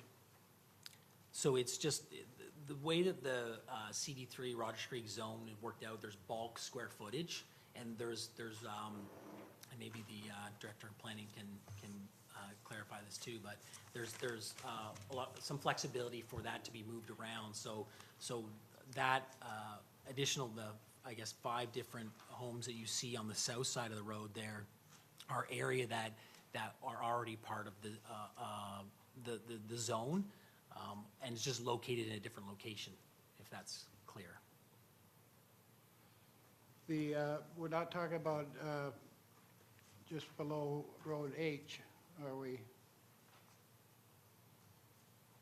That little triangle, is that a community center? On Lot 3, yes, as a component of that project, there'll be a community that's amenity coming building still, associated with the whole right? neighborhood, yep. Yeah. Yes. Okay, thank you. Okay, Councillor Cameron? So yeah, that was just the one I want to confirm to you, Mr. Tupper. I think that there was always going to be on lot 11, the district's lot, there was always contemplated there was going to be rental on that. So that's not new square footage, that's not BPP square footage. So really, we're talking lot 12, and that's a dedicated rental building. That's correct. Okay, The and only, that's the only extra square footage. that's the we're only talking square about. footage that will go to BPP is that, the pink rental building. Do you have a ballpark for how much? I really like that you've extended Road G or Uplands Way and made it so it's a circuit. That's going to be much better for traffic flow and in particular transit. Do you have any idea what that's costing you? That change?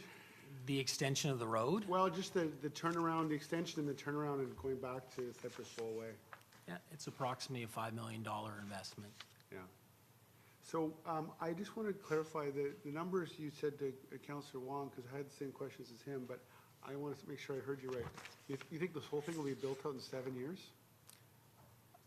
Because I find that hard to believe. I think I think it's a function, maybe optimistically, it's a function of a number of things, the market conditions, it's a function of commercial services up there. So, I think that associated with this rezoning, there's a number of procedural things that are being addressed with regard to the noise bylaw, with the development procedures bylaw. And I think that it goes to the, I think 10 years with the original Rogers Creek Area Development Plan, and we hadn't hit the 245th unit yet. And I think that the thought here is how can we set a framework and a regulatory condition such that we can still work with rigor with staff and DRC, but maybe expend the times for construction, have quicker processing, less staff resources. So I know that historically the absorption up there was more a function of getting approvals, not the function of the market. That over the last 10 years that probably it would have been feasible to absorb more than a couple hundred units there. So, a little bit has to do with that too. How fast we process these applications, what's the market conditions like, and I'm a big believer that if we can get the amenities going there with the mountain path, we can have a destination in the village there. There's proof in other master plan projects that are in this area that those are critical pieces to really hitting a good threshold of absorption. And so there's a few other things I can't speak about today that are really contingent on what that's going to look like, but I try to remain optimistic. I want to go on record saying that I'll put good money on the fact that there's no way this is going to be built out in 14 years, let alone 7. But hopefully we'll all be around to know at that time. The only other thing I wanted to ask you is, when will the mountain path lighting be in place? Like, when will the mountain paths be completed, and when will the lighting be turned on? I mean, what day can you tell us that we're going to be able to, the residents are going to be able to use that amenities?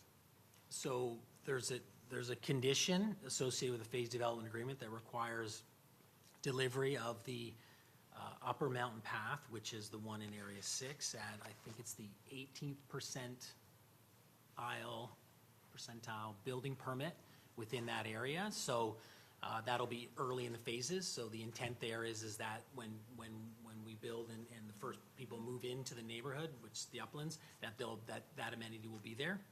And I believe it's 22% of the building permit in Area 5. So the intent there has always been, and we're committing to that it'll be there before those times. And actually, if you're there, you can take a walk along. A lot of it's actually finished now, for sure. The first kilometer, we're kind of meeting in the middle now on the upper mountain path right now. So including before that, including the lighting.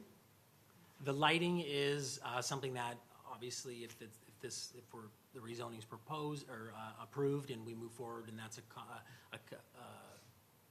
part of the in-kind contribution, that we would start moving with the lighting as well right away. That I think the lighting was tagged specifically, kind of mountain path and lighting at the 18th and 22nd percentile. Okay, yeah. Thank you. I was trying to find a hard question that Mr. Kroll would have to intervene on, but I didn't succeed yet. I guess I'll ask a question. So where do you think the market units will come in at in terms of square foot prices? Right now we would, as we're continually working through, where the market is and how to deliver it, and we're for sure getting into the smallest units that we've ever delivered. In the last project at Courtney, which was sold last spring, there was, 3 750 square footage. In this lot 3 here, the Hoxley, which is approved for DP, has, I think, 16 to 18 units under 1,000 square foot. So obviously, it's a function of square footage. The other factor, which bring down the price, the other factor that changes the dynamics of the pricing is we're getting into non-view units for, I think, the first time. And so the change of expectation, I think, by the buyer of what that wants. And so So how about the entry-level units? What can we? So, we're looking in the kind of 1,000 to 1,100 square foot dollars per square foot price in terms of a non-view unit kind of entry price. So I can tell you that endeavoring to hit that number, what's tough for us, or what we need to work on, is improving the construction costs and making sure that we can deliver these things efficiently and cost effectively, so we can hit those numbers and actually bring these things to market. And so things like the extended noise bylaw, which gets some labor in here, maybe doing 2 shifts a day or getting people in before the bridge traffic and stuff, is a big piece to hopefully reduce our construction costs to be able to deliver the markets that are. That's a very skillful segue. Okay, the last question I have then is, where we've talked about making sure these units are available to locals. Can you talk briefly about BPP's efforts to ensure that these units are marketed locally and that locals have an ample opportunity to invest in and live here, rather than just as investment units? We've committed to it before, and we can continue to commit to our Locals First program at BPP, which is 30 days exclusive offering to people that live in West Vancouver, work in West Vancouver, or volunteer in West Vancouver. And we continue to do that. And frankly, looking at the dynamics of the market right now, we talk about this all the time, is that that is the market, right? I mean, it's the downsizer, it's the family that wants to move to West Vancouver right now, so or has ties here, or works here. So that is the heart of our market, and we're committed to doing it and maintaining our. So in those previous buildings that you've sold, how do you track who buys your units and how successful the Locals First policy has been? Who's buying your units? Do you know? And yeah, you're testing my memory on the Courtney project, but I believe that it was 75%.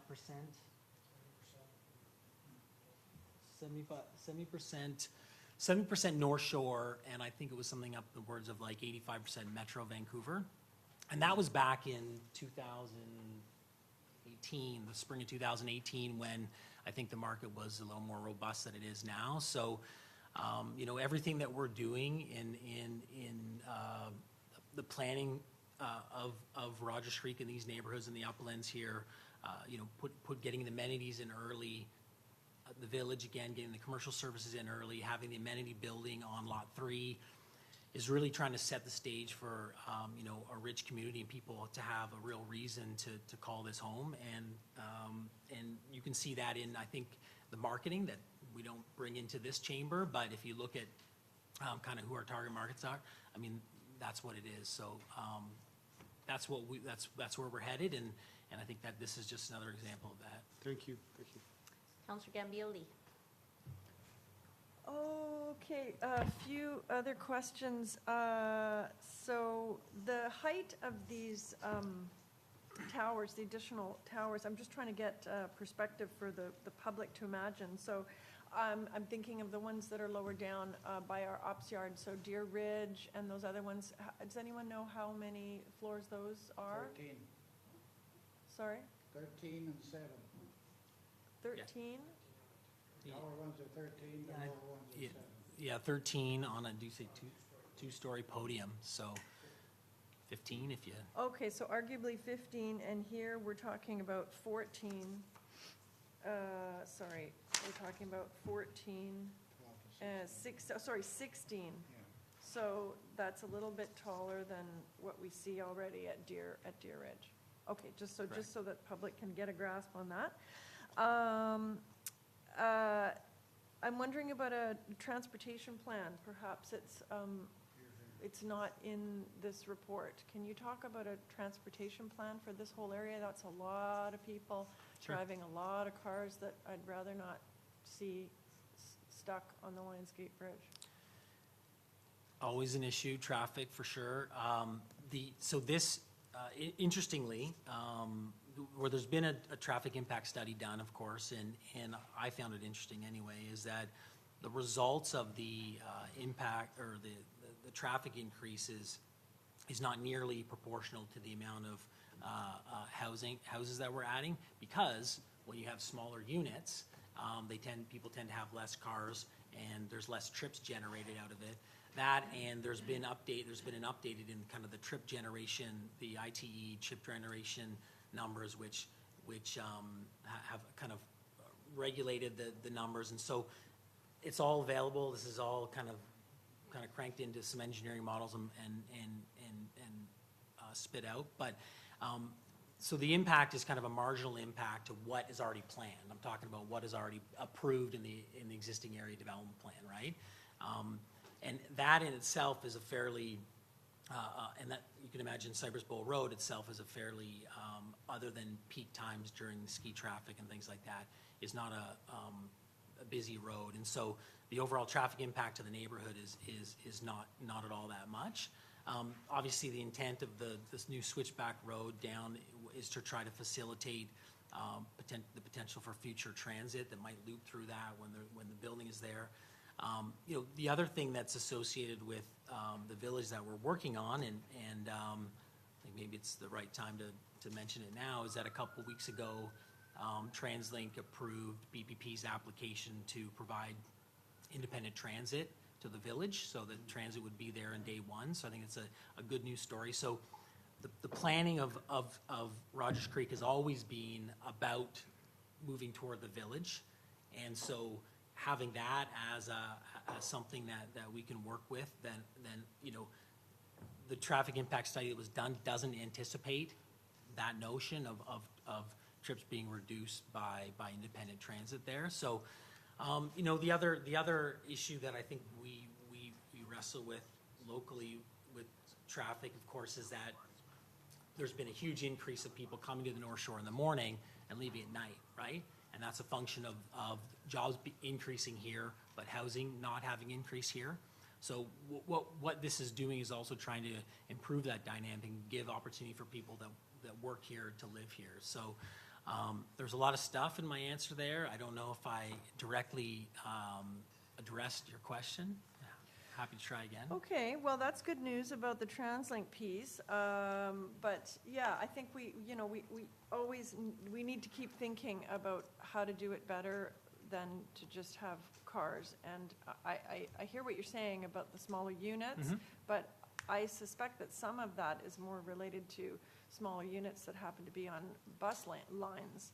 I don't know if there's any precedent for smaller units up in the middle of the forest, in the middle of nowhere, having less cars. So anyway, I'd like to see sort of... Yeah, I'm happy to work with our transportation engineer and get more detail. And of course, one thing that we're going to be doing following this, if council chooses to send this to public hearing, is we're going to go out and have lots of conversations, not just the minimum public information meeting, but we want to reach out to all the different groups. I know that I sit on a Cypress Liaison Committee with a lot of the stakeholders up in kind of the Cypress Mountain area, Friends of Cypress, Old Growth, Holly Run Ridge Association, the Harris Society, all those groups. And we had a meeting last week and talked about, and that's going to be key on their mind, is what are the impacts here? And we've got some more details and to talk with them about, and how this might manifest. And so, I think the conversation's starting, and we're starting to try to understand what the actual questions are that people want to know coming out of the traffic impact here. So we can report back to council at the public hearing if that's where we head on some of those discussions as well. Okay, so question about the map. So, of course, there's a lot of road network, but I'm thinking, there's going to be a lot of density south of Cypress Bowl Road. as well as north. What happens when people who are on foot or bicycle, other than car, want to go from north-south? Is the red line a crosswalk or something? Because the mountain paths go north, so that they go east-west, straight across. But what about, if I want to have a play date with my friend on the north side, am I going to get crushed by traffic coming down Cypress Bowl Road? I hope you don't. How do I get across? How does my 10-year-old get across the road? Good question, and there's some more information there. So we're pre-ducting those intersections for signals. Signals. Future traffic signals. Okay, Now, at-grade signals. at-grade signals, and I think that it is possible that the first type of signal that goes in is a pedestrian crosswalk only signal, and not necessarily an automobile kind of four-corner signal. The traffic impact study concludes that the intersections work fine for vehicles without adding signals. We've had conversations about, well, would it be better to try to pursue the installation of full traffic signals early, because it does a couple things. It allows for better pedestrian crossing, safer, but it also, frankly, starts to change the behavior of this road, as from kind of a thoroughfare up to the mountain where people are kind of hammering on the gas to get up and get down, and get people to start behaving a little bit different when they see traffic signals, they see the warning lights. I mean, you drive up and down Highway 99, and it changes when you move into the communities that have those signals. And so we'd like to pursue that, and we've had early conversations with staff about that. I think there's some support to do that. I guess the reality there is this is Ministry of Transportation land, and this is their signal, and we have to somewhat we have to work with them to try to achieve that. And historically, they are sometimes resistant to change in that regard. But I think, as we move toward thinking about, a village around kind of the first switchback and the op center, I think it's inevitable. So I'd like to, we've talked about it, and I think that we're planning on doing is starting to engage with MOTI about early investment into traffic signals for those reasons and overall safety. Okay, I'm thinking underpass would be a good idea, but I don't know if that's part of your budget. Okay, so just to clarify with staff, the rental building is a purpose-built, rental zoned building. Am I correct? Yes, that's correct. Never For gonna both the change. Lot 11, the district-owned parcel, and for Right. Lot 12, the applicant-owned parcel. Same. Those are proposed to be secured in the zone and as well in the phase development agreement as rental only. Okay, and my last question, when I look at the picture of the 3D picture, I noticed that the two apartment buildings on the far right don't look like the height has been increased, the proposal's not increased. Why are those ones not sort of skinnier and taller as well? Two reasons. First is to stay consistent with the Rogers Creek area plan of moving massing east to west. And so as you can look at it, it's kind of 12, 14, 16, and we've tried to stay true to that. And of course, there's some buildings that we've worked on the above it on lots 1 to 4 in uplands that getting much taller than that could potentially be impacted by the views. So those two reasons. Okay, thank you. Councillor Lambert. Okay, just one question so we can get on with this. The development procedures bylaw amendment, where it's proposed that the authority would be delegated to the Director of Planning for the form and character development permits. Now, in that process, is the Design Advisory Committee still involved at all in that?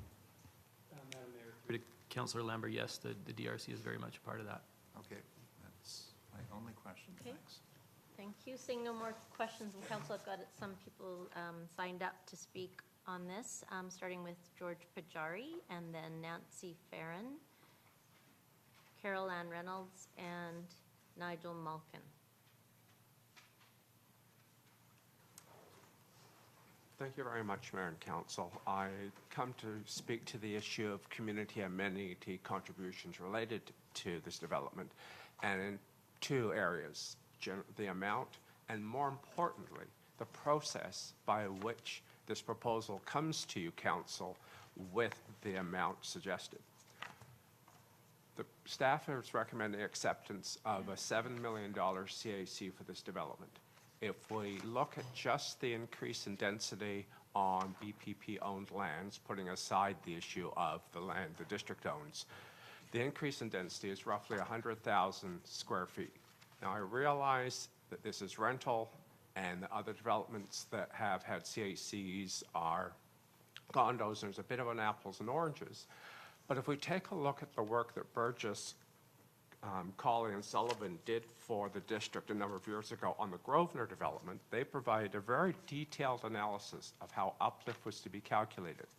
And if we take their model, we take real estate prices as provided by the Canadian Real Estate Association model, and we put it together, 100,000 square feet of increased density would attract between $32 and $36 million in CACs.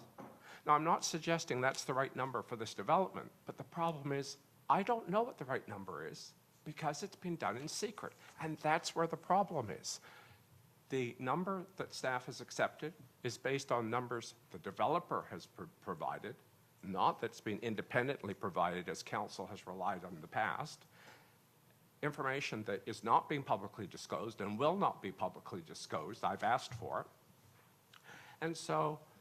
And finally, it's using a land residual approach, which is known to be a particularly problematic way of calculating CACs. In fact, BGS, when they did their analysis of Grosvenor, specifically said we're not using land residual because of the problems. And so we've got a problematic approach. We've got an approach that's been done in secret, and we're using the developer's numbers, not an independent assessment. And surprise, surprise, the number is 1/5 what another calculation might suggest. Now, I don't know what the right number is, but I suggest, council, you shouldn't have confidence in the number you've presented, and so I'm asking you to make an independent assessment of the CACs, a condition precedent of proceeding to public hearing. This is a matter of fairness. It's not just a matter of it's not a matter of justice being done. It's a matter that justice be seen to be done. The CACs need to be seen to be fair, and a secret process doesn't permit that. Thank you very much. Thank you. Madam Mayor, I'd like to respond to that. Yes, sure. There are a few facts there. So we do review all the information with our external consultant. We do not rely on the developer's information or numbers. We take that very seriously. We work with an independent third-party appraiser to assess their numbers and to make recommendations. We look at exhaustive kind of market data to ensure that we're getting the kind of the best bang for our buck, and I can assure you that us and our consultants work hard to negotiate the right numbers based on relevant market comparables. In terms of it being in secret, we do provide as transparent a process as we can, given sort of the proprietary nature and financial nature of some of the information that's there.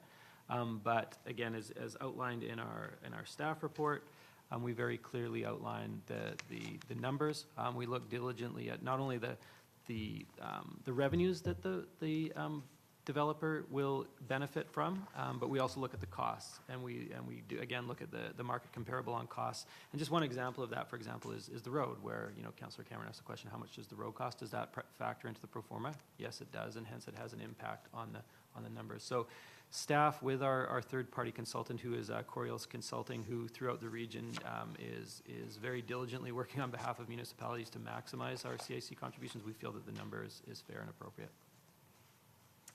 Okay, thank you. Nancy Farron.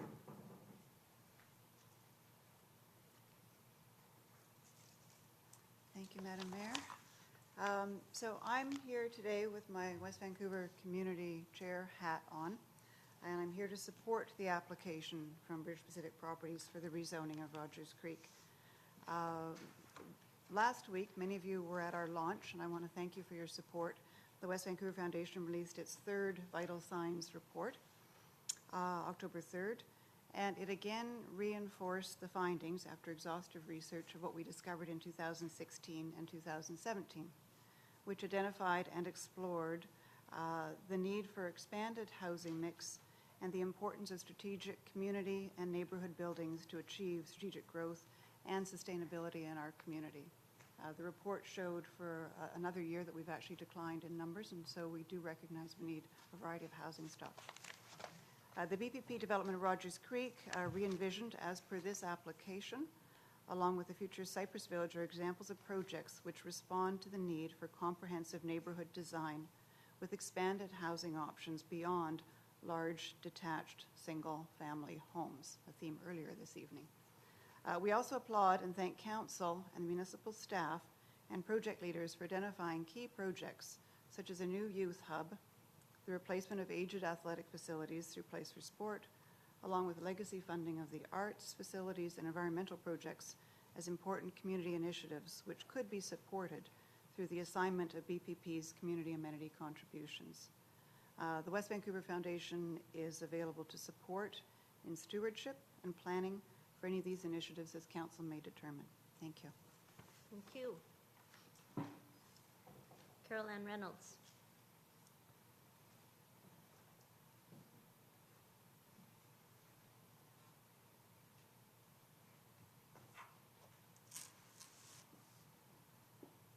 Thank you very much. It's always exciting to have a new development. And some of you, to try to cut this short, some of you might remember that it took me almost 20 years to get Uplift to be recognized by a West Vancouver council, and another 5 years for an agreement to be 75% of the increase in land value and rezoning to be for community benefit. And so I'm very glad that that has been put into practice. What I did find a shock about this, and I'm always excited about the new developments, what has been done in the past is we got the appraisals, we looked at them, we did. This time, the information will not be released. I was told when they were asked for the information on the appraisals, they were told under FOI it was not available.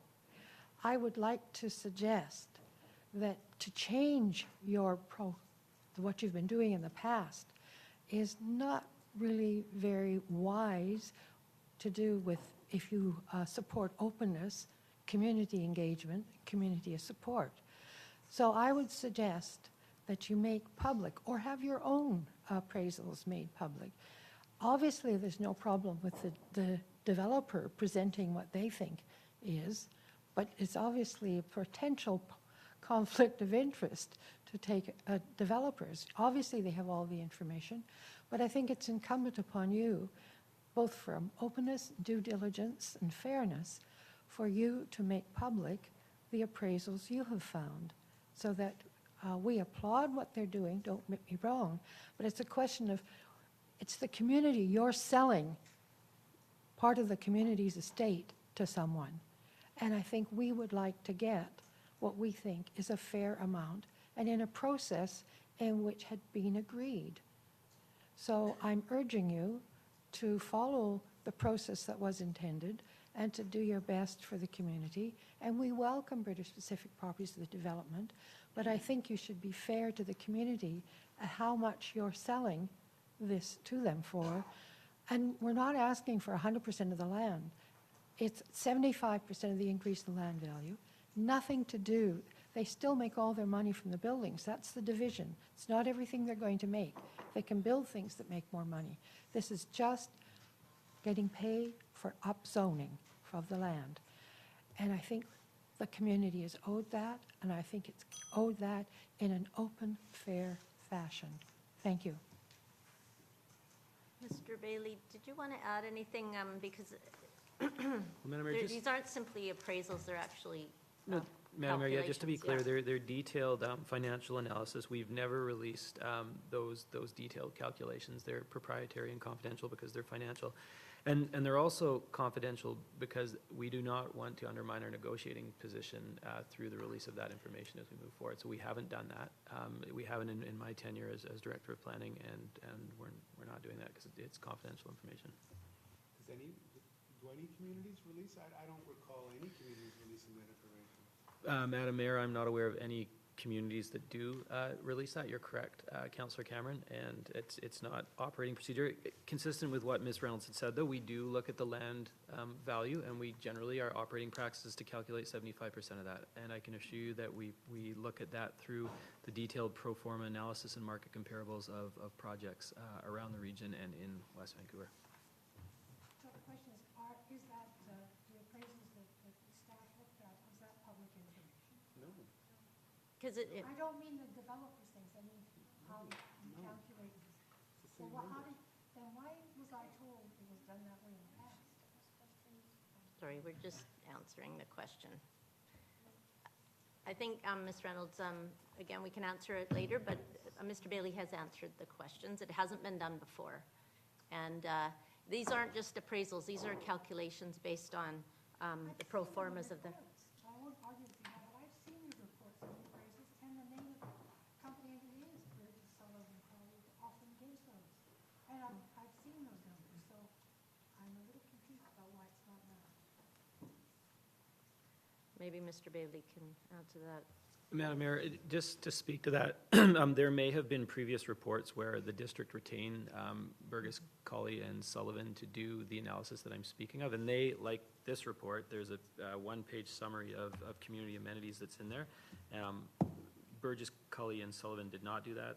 Coriolis did this for us, and we have a lot of faith in their calculations, and they provide that information to staff and through their own process to arrive at the numbers that you see before you. Okay, thank you. Mr. Malkin is next.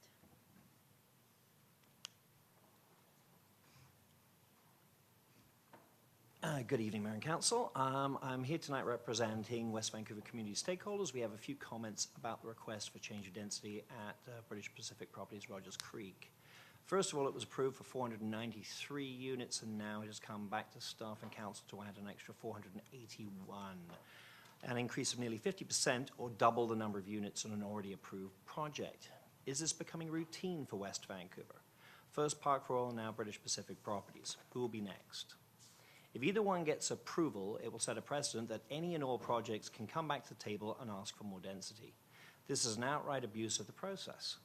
Again, more land cleared, more density for another reason of why, and another reason why Five Creeks Diversion Project was such a priority for the district staff and council. The Five Creeks project is merely to cater to developers of the uplands, drain water from the 5-kilometer paved trail that's being put in, and has nothing to do with climate change or flood controls, as your staff keeps saying. This is a new way. Is this the new way to do business in West Vancouver? Ask for permission and approve a project, and once approved, go back to the trough and ask for more. This opens doors to the next developer doing the same thing and leads to greed by developers and angst among the residents. Suffice to say that West Vancouver community stakeholders does not endorse in any way, shape, or form the addition of density or units to Rogers Creek, and respectfully request that council turns down the project outright tonight. If it must proceed, then, and as it is much similar to the density changes as Park Royal's Gateway project, then we recommend that any additional density have zero parking as well. What works well for one project for Gateway must work well for British Properties as well. We have all heard this evening that TransLink will be putting on a minibus service, and from the previous presentation, we know there are lots of bicycle lockers. I thank you very much for your time. So maybe you were out of the room when Mr. Bailey addressed that issue that they're around the density issue, Mr. Bailey?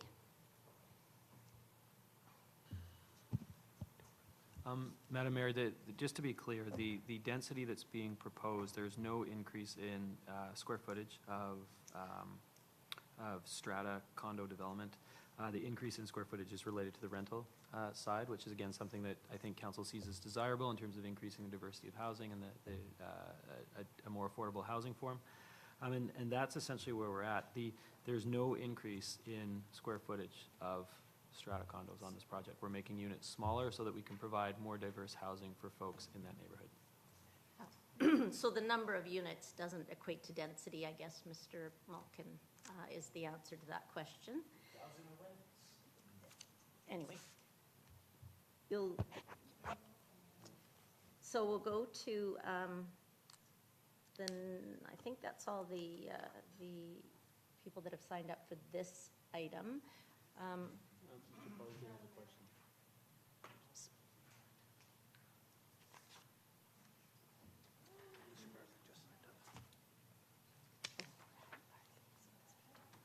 So, Mr. Bardsley? Thank you. Alan Bardsley, long-term West Van resident. Before proceeding, could I just ask clarification about the extension of Road G? And could I find out what impact that will have on recreational trails in the area?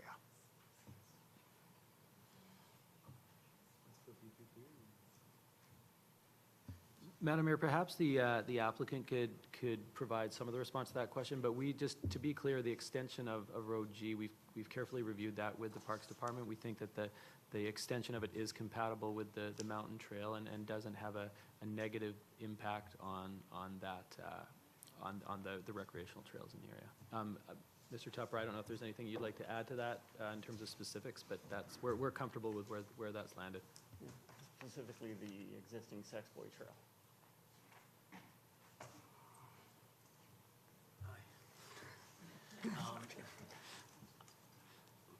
My understanding, and I'm happy to sit down with you and take a look at this, is that there that we dealt with the redirect of that trail in the past application with the extension or with the original construction of Road G. Are you, show me what you're looking at. I'm looking at Sex Girl, and from what I can see, the extension will impact directly into the existing Sex Girl mountain bike trail. Previously, we put in the Sex Girl bypass because of Sex Boy being closed down, another mountain bike trail. We closed down Shore Play earlier. You know, I can't speak directly to exact, because can't tell exactly from the map, but I'm looking at exactly where the new switchback comes down. What I can say is that, and hopefully Mr. Bardsley can attest to it, that at BPP we've always been open in working with the mountain bike community to explore ways to address the historical trails that are on the site. And we continue to look forward to looking at formalizing a lot of the trails that are out there that are informal now and exist on private property.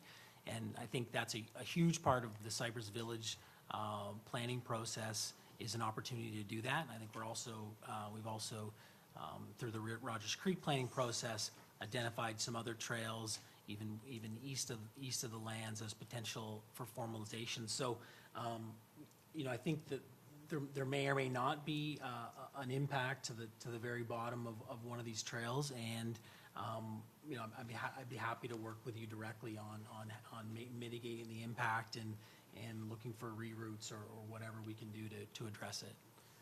Madam Mayor, if I may add to that as well, I just want to be clear for council that there are specific provisions within the PDA that have been updated to provide the basis for the negotiation of rights-of-ways or other means to provide for access to those public trails, including the mountain bike trails. The PDA has also been updated to deal with that ongoing dialogue to make sure that BPP is working with us and you to make sure that there's access to those recreational trails, whether they be walking trails or mountain bike trails. Yes, I saw that in the revised PDA agreement, and I do appreciate that. And we have worked closely with BPP and Bryce in the past to make sure that you know, we can work with them and they can work with us. I mean, we met 2 years ago, October 25th, when they were looking for a path for a Northern Connector hiking trail, and we suggested, why don't you just use the existing bike trail Sexboy? It's not being used much.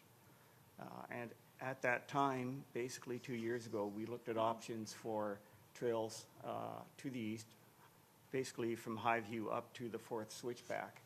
And that seemed an ideal opportunity to authorize some trails and get the district and parks in particular working with the mountain bike community and learning how to manage volunteers and having a trail permitting process to allow maintenance on them.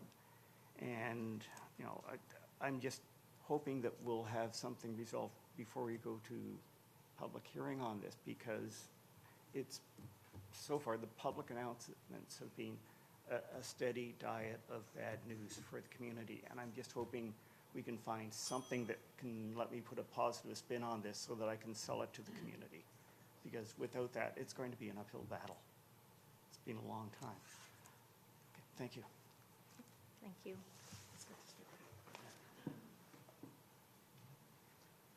Okay, Ms. Banham.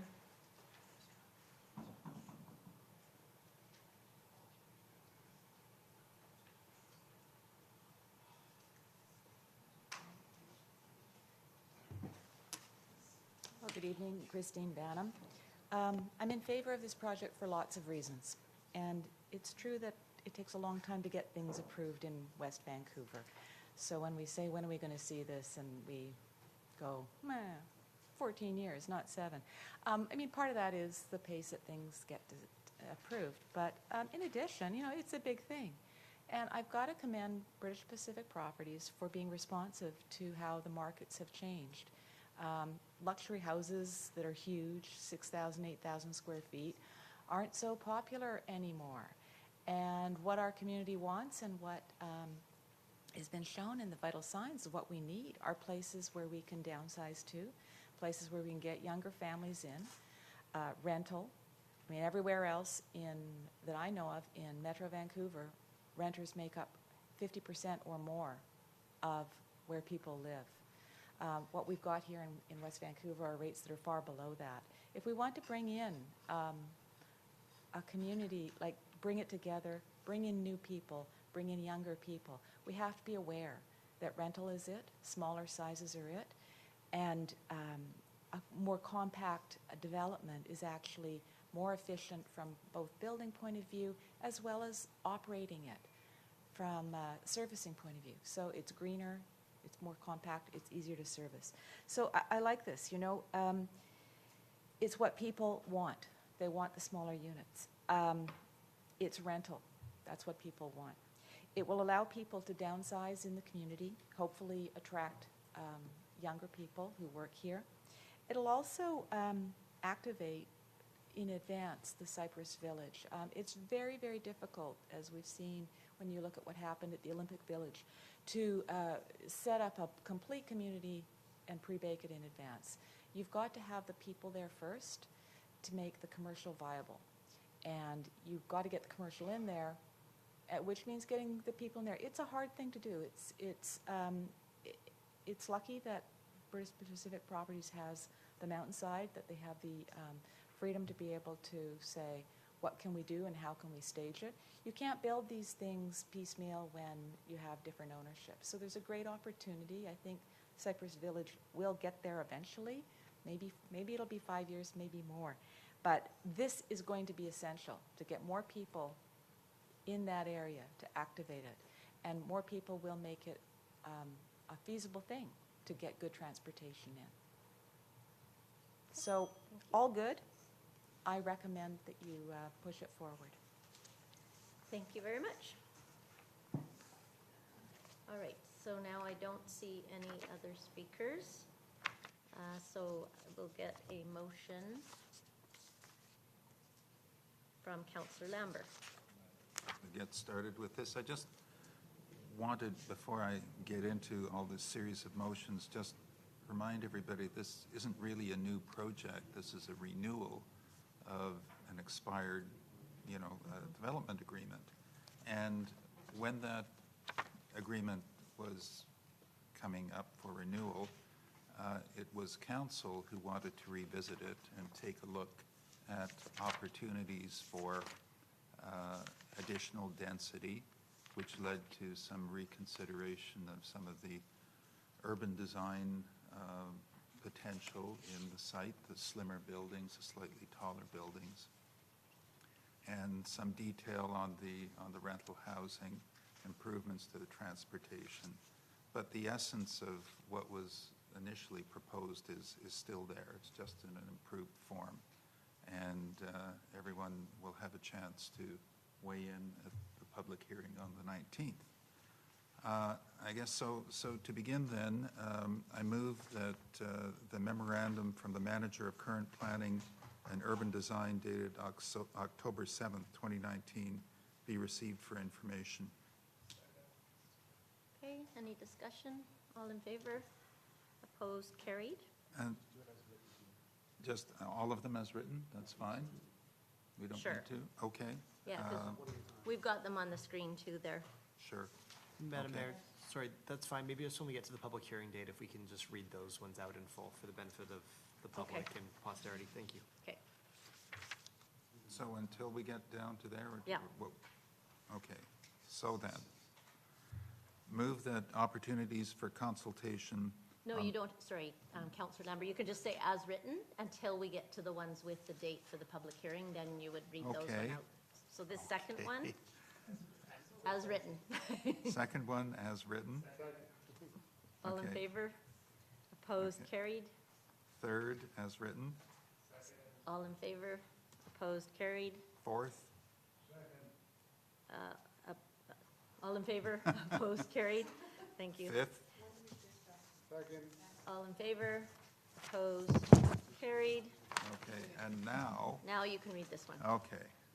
Move that the proposed official community plan bylaw number 4985-2018, amendment bylaw number 5045-2019, the proposed zoning bylaw number 4662-2010, amendment bylaw number 5044-2019, and the proposed phase development agreement authorization bylaw number 5041-2019 be presented at a public hearing scheduled for November 19th, 2019 at 6 p.m. in the Municipal Hall Council Chamber, and that statutory notice be given of the scheduled public meeting. Second. All in, any discussion?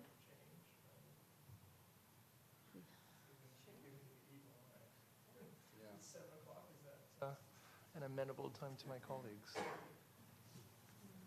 Madam Mayor, it's up to council, but obviously the earlier council starts, the earlier it The later ends. we So it finish. depends on how That never members. seems to work. But Well, Is that's, this the only public hearing set for that night? Yes, it is, Madam Mayor. Yeah, so, so yes, I mean, 7 o'clock is a friendly amendment, or is it not a Yes, friendly amendment? that's fine. Okay. Second, so that's accepted. Sorry, just to confirm, Madam Mayor, does Councillor Sofovich accept the time change as a friendly amendment? I heard Councillor Lambert acknowledge it. 7 p.m. instead of 6 p.m., Councillor Sofovich? Well, yeah, Yeah. why not? Thank you. Okay. Okay. So we've got that amendment, and we've got the mover and seconder. All in favor? Mhm. Opposed? Okay. Carried? and then that the proposed development permit number 19061 be presented at a public meeting scheduled for November 19th, 2019 at 7 p.m. in the Municipal Hall Council Chamber to be held concurrently with the public hearing scheduled for November 19th, 2019. Second. All in favor? Mhm. Opposed? Carried? Okay. Are we okay? Sort of okay, then the next motion as written? Second. Okay. All in favor? Mhm. Opposed? Carried? Next motion as written. Second. All in favor? Mhm. Opposed? Carried? And the last one, That was the last one. No. Oh, there's oh, shoot. no, they're not numbered, so no. Okay, the last one, okay. But I think Councillor Gambioli would like to make some comments On before we which? vote on the last one. Okay, So no one's made any comments on anything, which just sort of surprises me. So I guess I'll make comments now. So just to be clear, I think I just want to ensure that the public understands what's going on and there is no misinformation being spread around the community about the density. There is no change in the density of the condos.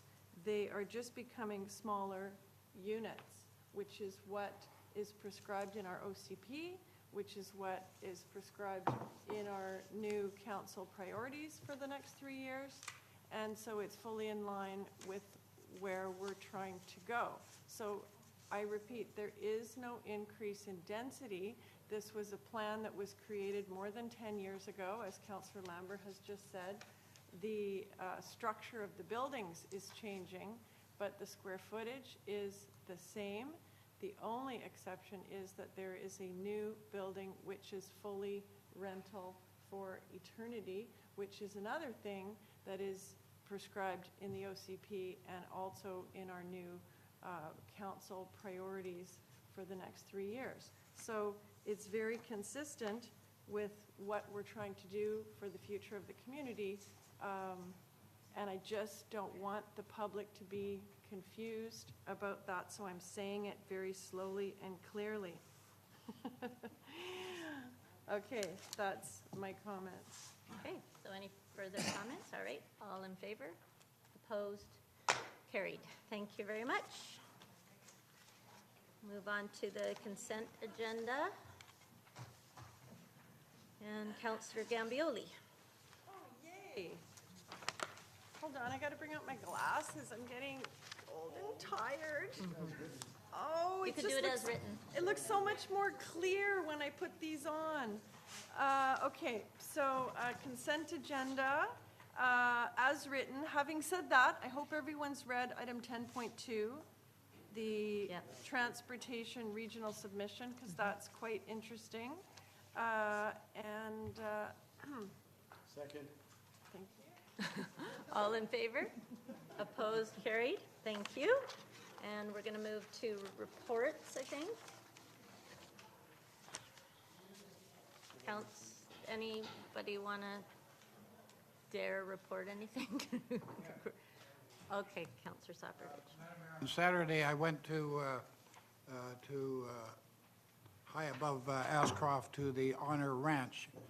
Alan DeGenova is president of Honor House in New Westminster, and now this is a 128-acre site that has a principal building plus smaller areas for first responders and military. And I think what is taking place is no longer should a first responder suck it up. That through going to a retreat and being able to talk about some of the experiences will eventually take away some of the mental stresses that a lot of the first responders and military have. The opening was on Saturday. It was attended by 300 people. A lot of the auxiliary, what do they call it, reserves, and the Minister of Mental Health was there. Just a wonderful day, and we should all be proud that any of our police and firemen that get into harm's way, that's where they can go to retreat. Excellent. Free service. Good for Mr. DeGenova. That's great. Thank you. Councillor Wong? Thank you, Your Worship. I had the pleasure of being invited by Squamish Nation to attend the unveiling of the Rainbow Crosswalk on Friday. So I certainly wanted to share that with my colleagues. My understanding is that we still don't have one, but it is in the works. So certainly as we represent all members of our community, I look... By the community center, Councillor Wong? Ours or theirs? Theirs. Theirs is at the intersection of Welch and Catalano, across from Joe Mathias Center. So certainly as we endeavored to represent all members of our community, I look forward to our own. Yeah, me too. And as we undertook, Councillor Wong, we were witnesses, so we have an obligation to share the information with the rest of Indeed. council and the community. They also had a dance troupe dancing on the crosswalk, and I guess the one thing that I did want to share with the community and with council that I found particularly interesting is that in the First Nations tradition and culture, there has always been support for two-spirited people. There's no judgment. It is all about recognizing and honoring the ways of individuals. And so There are many things that we could learn from the First Nations, but this is yet another one around how they respond to their lesbian, gay, homosexual, trans people, which they call two-spirited people. So, thank you. Councillor Gambioli. And I'll just report quickly, all my committees are rocking, but I don't have time to report right now. However, I did go to Pumpkin Fest yesterday. I saw Councillor Cameron there. And I decided not to enter my fruits this year because I just figured winning twice in a row wasn't fair. But it seemed like a great event. No rain this year. And I think that, you know, if the Community Service Society want to really make money, they just need to have that petting zoo in the atrium every weekend of the whole year, and they could just make millions because there's just such a lineup and a need to pat those little bunnies. Anyway, great fun had by all, and I look forward to hearing the results, but it was a great day. Thank you, Councillor Gambioli. Okay, so would you like to move the motion, Councillor? I'll recommend that the reports from Mayor and Council be received for information. All in favor? Opposed? Carried. Public questions. Oh, yes, public questions and comments. And I will call up Mr. Malkin is first, Mr. Reed, Mr. Pajari, and Carol Ann Reynolds. Oh, everyone's gone. Just the diehards. Okay, so Carol Ann and George.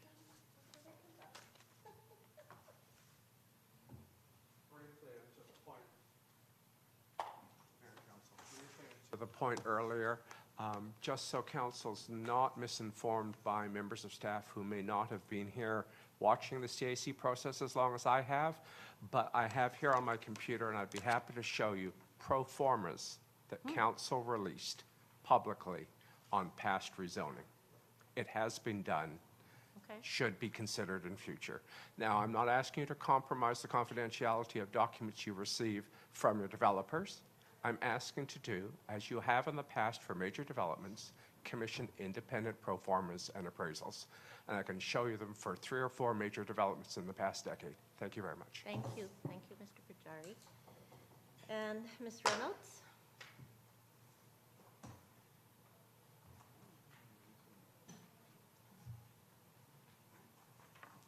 Thank you. No, I didn't do the research. I just knew how we asked it to be done and how it was done. And that's why it was a surprise to me when people came to me and said, there's something funny going on. This hasn't been done like this in the past. And that's why you heard my remarks, that the way we had done it was open and all done. I really hope that you sincerely believe in the openness that we strived for and it took so long to get. Now, with your question about the density, I do think that people are confused about that, and it should be explained. Because for some people, density means putting more people in. For others, as I think Councillor Gambioli was trying to say, density has to do with the number of units or something. But what most people think, so the square footage is not the way people think about it. They think about how many more people. So I think the clarification of those two different meanings or interpretations of density is what should be, because it will lead to misunderstanding, to see things that just don't seem to be the same. So anyway, thank you very much, and I will, now tomorrow night is at 7 o'clock. It is. Right. Yes. And it's here. Yes. And you changed it to 7 o'clock for the November 19th, the change too? Yeah. The what? That's great. Yes, that's right. Well, it's on 5 levels, so you can, there's room. Thanks. Thank you very much. And seconder? All in favor? Opposed? Carried. Thank you very much.